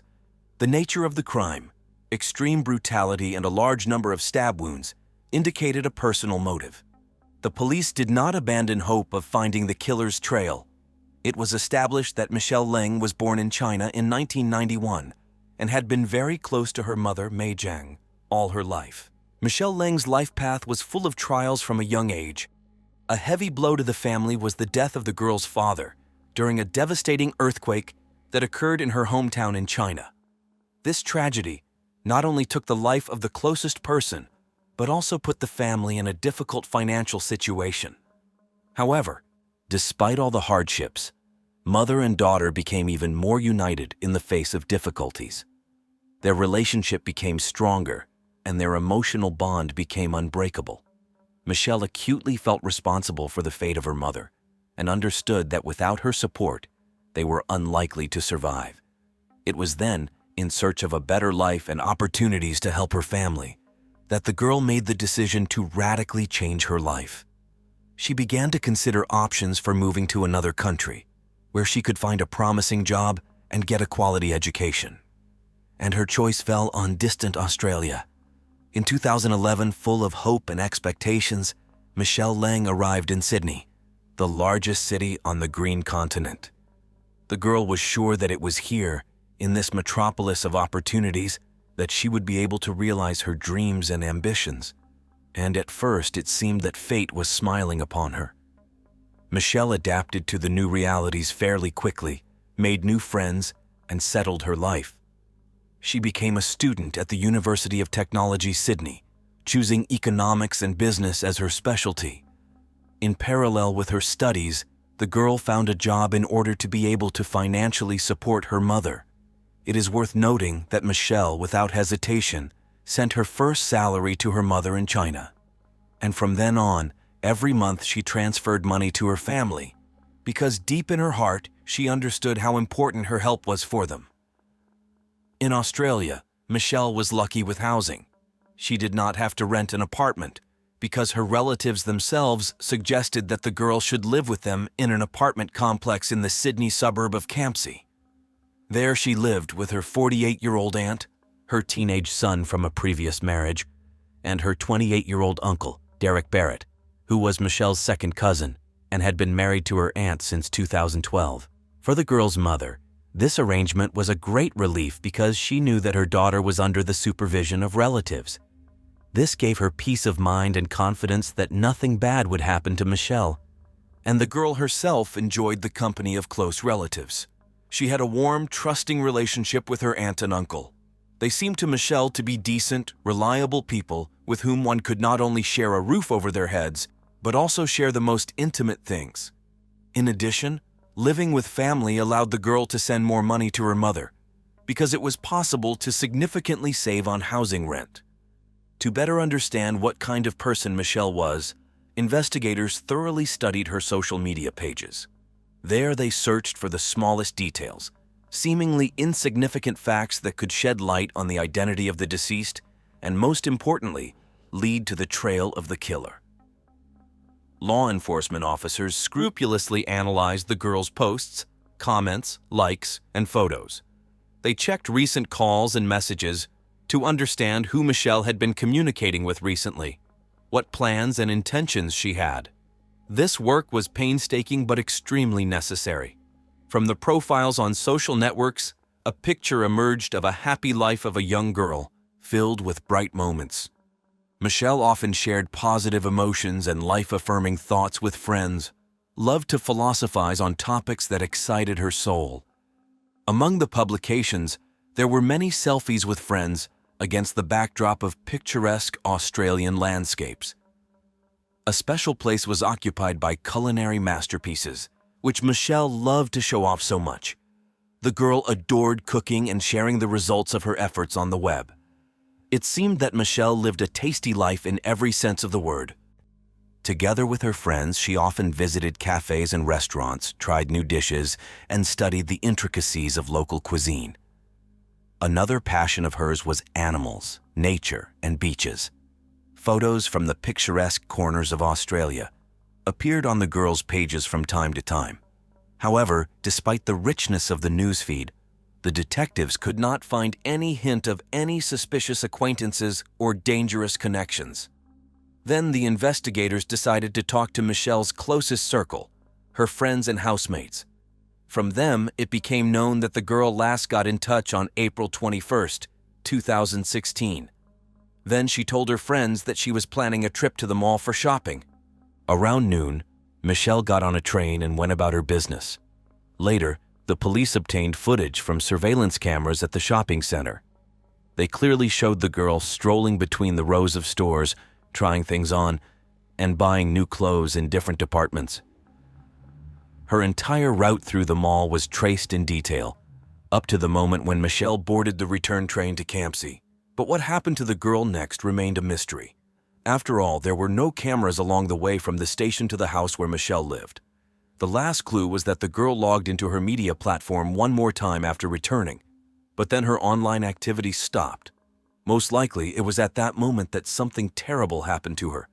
It was also strange that Michelle disappeared on Thursday, and already on Sunday, her mutilated body was found tens of kilometers from home, on the cliffs at Snapper Point. And the first to fall under suspicion were her housemates, her aunt with her husband and their son. The woman confessed to the police that on the day of her niece's disappearance, she was in another city on business, so she did not even know whether Michelle had returned from shopping. But her husband, the deceased's uncle Derek Barrett, allegedly spent the whole evening at home. According to him, they had dinner together and then he went to bed. When he woke up in the morning, Michelle was already gone. The man assumed that his niece, like many girls her age, was having fun somewhere with friends, maybe even stayed overnight with someone. So at first, no one attached much importance to this. But when the girl did not show up at home on Saturday, Derek became worried. He began to write messages to Michelle, but in response, silence. The girl's mother, who was used to communicating with her daughter every day, was no less worried. Usually they talked a lot on the phone, but this time, Michelle seemed to have vanished into thin air. The aunt, returning home on Sunday, decided to look into her niece's room, and two things alerted her. Firstly, all of Michelle's things were in their places. It seemed that the girl was not going to go anywhere for a long time. And secondly, perfect cleanliness reigned in the room, as if Michelle had put things in order before something. And this was also very strange. The aunt and uncle, shocked by the suspicious circumstances of Michelle's disappearance, decided to contact the police. Their statement was received almost simultaneously with the message from the girl's friends, who actively disseminated information about her disappearance on the web. Thanks to Michelle's wide circle of acquaintances, the news of her disappearance spread like lightning across the internet and became public knowledge. The publication on the Chinese website Weibo turned out to be especially resonant. It helped to link the unidentified body found on the cliffs with the missing student. Detectives, having processed all available information about Michelle, came to the conclusion that the girl had no obvious ill-wishers. In addition, she was quite smart and savvy to stand up for herself if necessary. Cheerful and sociable, Michelle was unlikely to become a victim of a targeted murder. So the police suggested that it could have been an attack by some maniac operating in the area. However, no other similar crimes were recorded in the area. While Michelle's killer was freely roaming at large, the public was increasingly worried about their own safety and expressed dissatisfaction with the actions of law enforcement officers. It seemed that the investigation had reached a dead end. Considering all possible versions, the investigators did not rule out racist motives. After all, the victim was an Asian girl. All students of the appropriate origin were warned about the potential danger. Until the criminal was at large, none of them could feel safe. Society demanded that the police solve the murder and arrest the suspect as soon as possible. Michelle's grief-stricken mother arrived in Australia to meet with the relatives with whom her daughter lived until her death. The woman gave several interviews to the press in which she promised to make every effort to find the dangerous criminal. She was full of determination and put a lot of pressure on the police. From her, journalists learned that Michelle's grandmother could not withstand the news of her granddaughter's death and died of a heart attack. Thus, the killer took the lives of two family members at once. First of all, the investigators thoroughly checked the alibis of Michelle's closest circle. Her aunt had reliable confirmation that on the day of her niece's disappearance, she was on a business trip in a small town south of Sydney. This was evidenced by several witnesses, as well as tickets for transport and surveillance camera recordings. The woman herself was very hard going through the tragedy, blaming herself for not protecting Michelle. In her opinion, if she had not left home on that ill-fated day, then perhaps she could have prevented the disaster and saved her niece's life. The deceased's cousin, who lived with Michelle, her aunt, and his stepfather, also had an alibi. On the day of the girl's disappearance, he was engaged in everyday affairs, went to school, met with friends. Unlike Uncle Derek, the boy admitted that he did not see his sister on Thursday. Derek himself claimed that he spent the whole day at the computer. Being an IT specialist, the man supposedly worked hard on urgent projects that he had to complete by Monday. Michelle's cousin confirmed that his uncle really did not leave the computer then, but the boy could vouch for only about 3 hours spent with Derek in the apartment. Subsequently, the teenager made a shocking confession to the investigation. In general, neither Derek nor his stepson had a reliable alibi, so the police bombarded them with questions. After the first interrogation, Derek suddenly changed his testimony. It turned out that in fact, he left the house and met with some girl while his wife was away. This detail immediately attracted the attention of investigators. When asked why he did not tell about this immediately, the man referred to problems with drug addiction. Allegedly, due to the use of psychotropic substances, he has memory lapses, so he remembers the events of that day very vaguely. Such a confession sharply contrasted with the previous image of a decent family man that Derek was trying to create, and he could not provide the contacts of the girl with whom he allegedly met, so no one believed this version. Then Derek changed his testimony again. Now he stated that he was simply afraid to admit to cheating so as not to lose his wife if she found out about everything. This story seemed extremely dubious to the detectives. In addition, they noticed discrepancies in the testimony of Derek and his stepson. So the investigators' suspicions focused on the figure of Michelle's stepfather. To shed light on this dark story, the police decided to find out more about Derek Barrett and study the information from his mobile phone. By tracking the geolocation, law enforcement officers found that literally half an hour before the discovery of Michelle's body, the suspect's phone lit up 10 kilometers from Snapper Point. After reviewing the footage from surveillance cameras, investigators recorded how Derek refueled his car at a gas station near the crime scene. There, he also bought some drinks, paying with a bank card. The surveillance camera footage at the gas station clearly captured Derek Barrett, leaving no doubt about his presence in the area. So the detectives decided to ask what the suspect was doing so close to where Michelle's body was found shortly before its discovery. The man explained his presence at Snapper Point by visiting relatives. As it later turned out, Derek knew these places very well, as he was born and raised nearby. Moreover, a year ago, it was he who took Michelle to Snapper Point, where the girl even managed to take several photos against the backdrop of picturesque cliffs. However, such a coincidence seemed extremely dubious to the investigators, although they understood that it would not be easy to prove Derek's involvement in the crime. However, intuition persistently suggested to the cops that it was worth digging deeper in the direction of Barrett. So they obtained permission for a more detailed study of the contents of his mobile phone, hoping to find at least some clues that would link the suspect with the victim. And their efforts were not in vain. Thanks to special programs, experts were able to restore a lot of deleted photos and videos that shocked seasoned police officers. In many frames, Michelle was completely naked and, it seems, did not even suspect that she was being filmed secretly. The girl carelessly slept or took a shower while Derek voyeuristically recorded her on camera.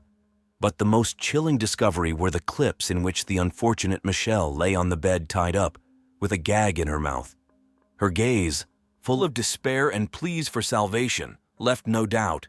The girl became a victim of brutal violence against her will. This evidence from Derek's phone actually confirmed his guilt in the death of his niece.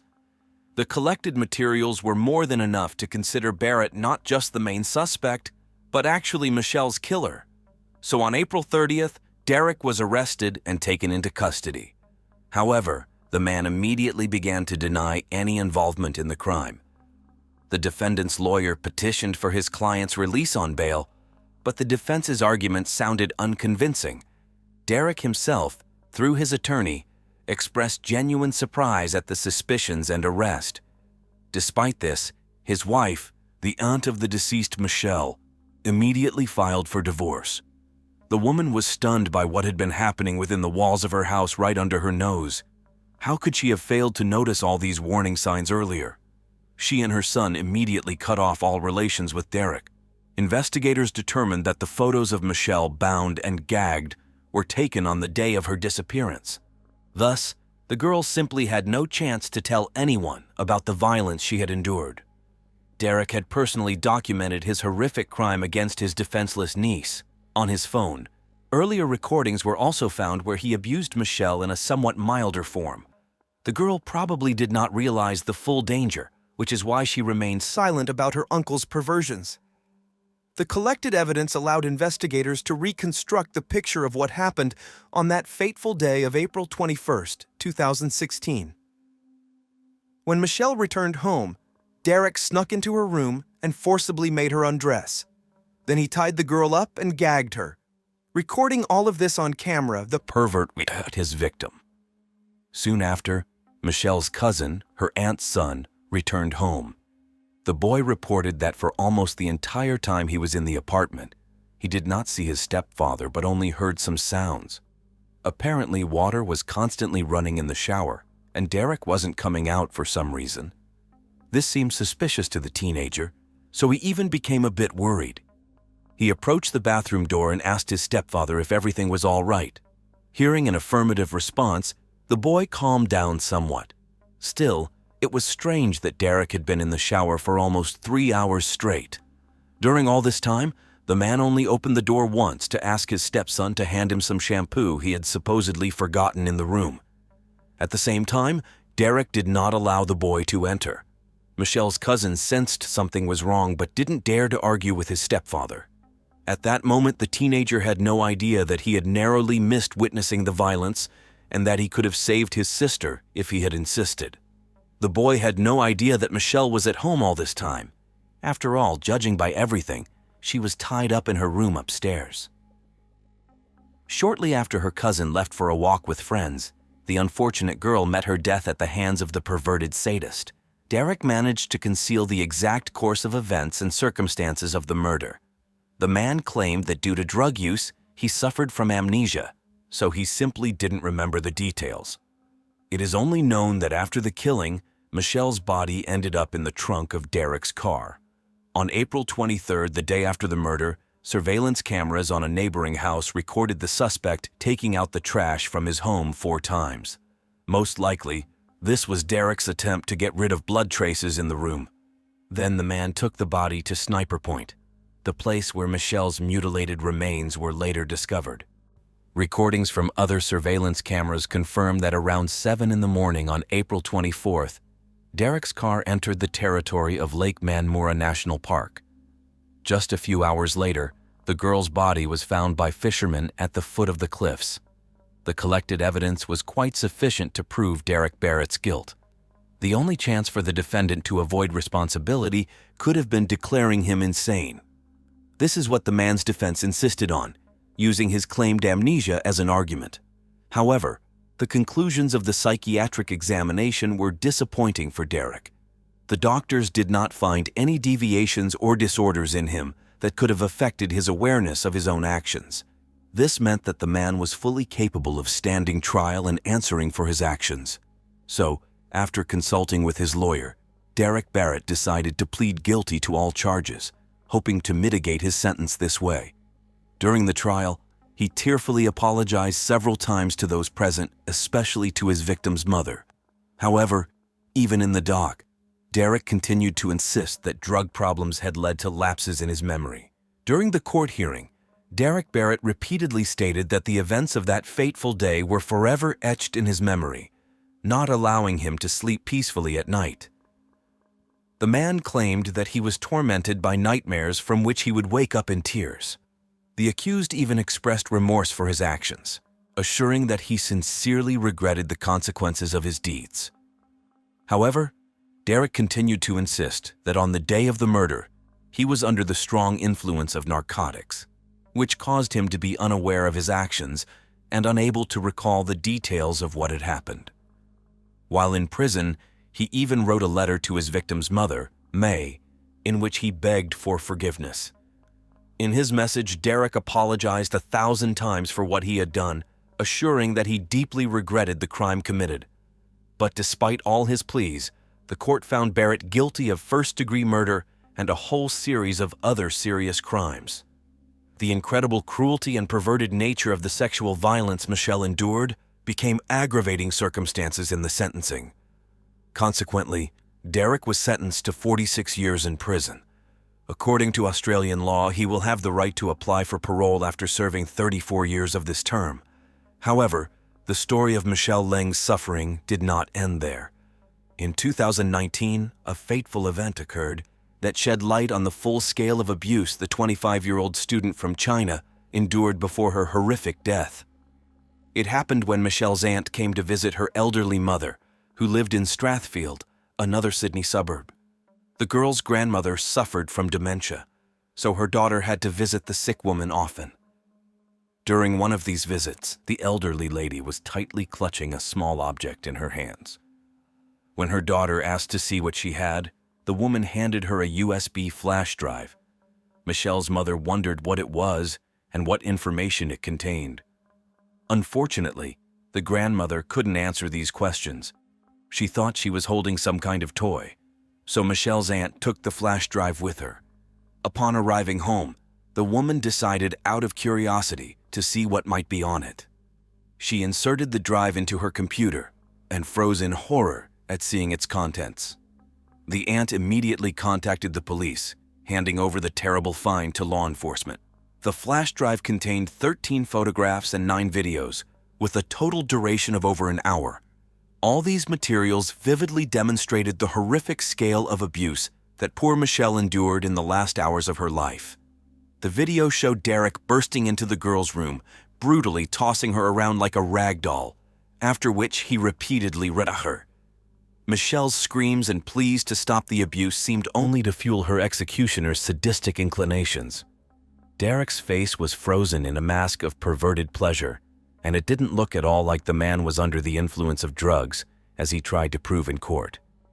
No, it seemed he was simply reveling in his power over the defenseless victim and deriving sick satisfaction from the very process of violence.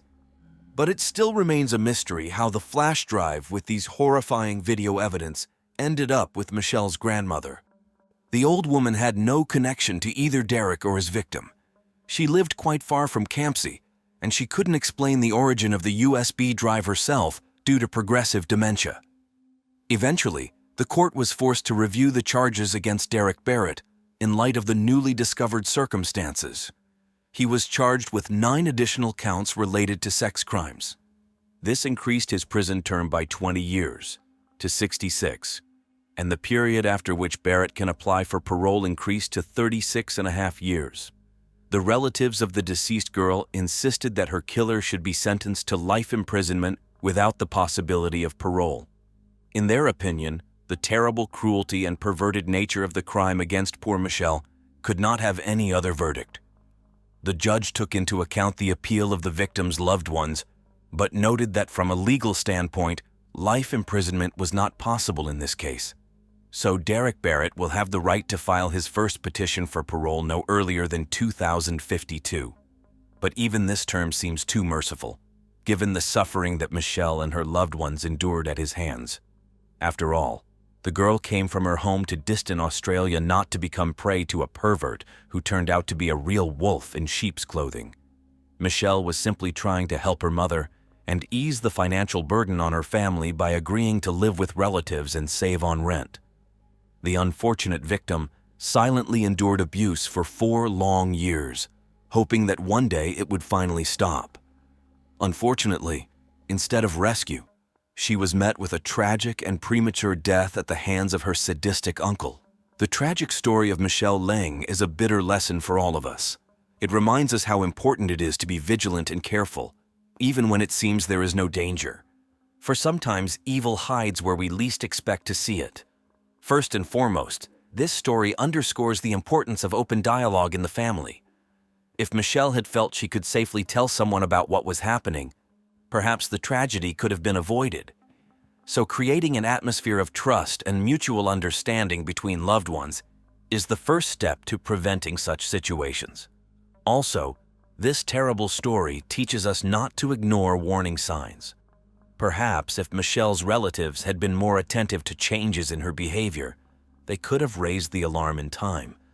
So if you notice that something incomprehensible is happening with your loved ones, don't be afraid to reveal it and offer your help. Women and girls should be especially careful. Unfortunately, they most often become victims of domestic violence and perverted encroachments. So it's so important not to be silent, not to be ashamed, and not to endure abuse. If you feel something is wrong, immediately seek protection from relatives or contact law enforcement. Let Michelle's death not be in vain. Let's make her story a warning to all of us. Let's be more sensitive to our loved ones, more attentive to alarming bells, and always ready to come to the aid of those who need it.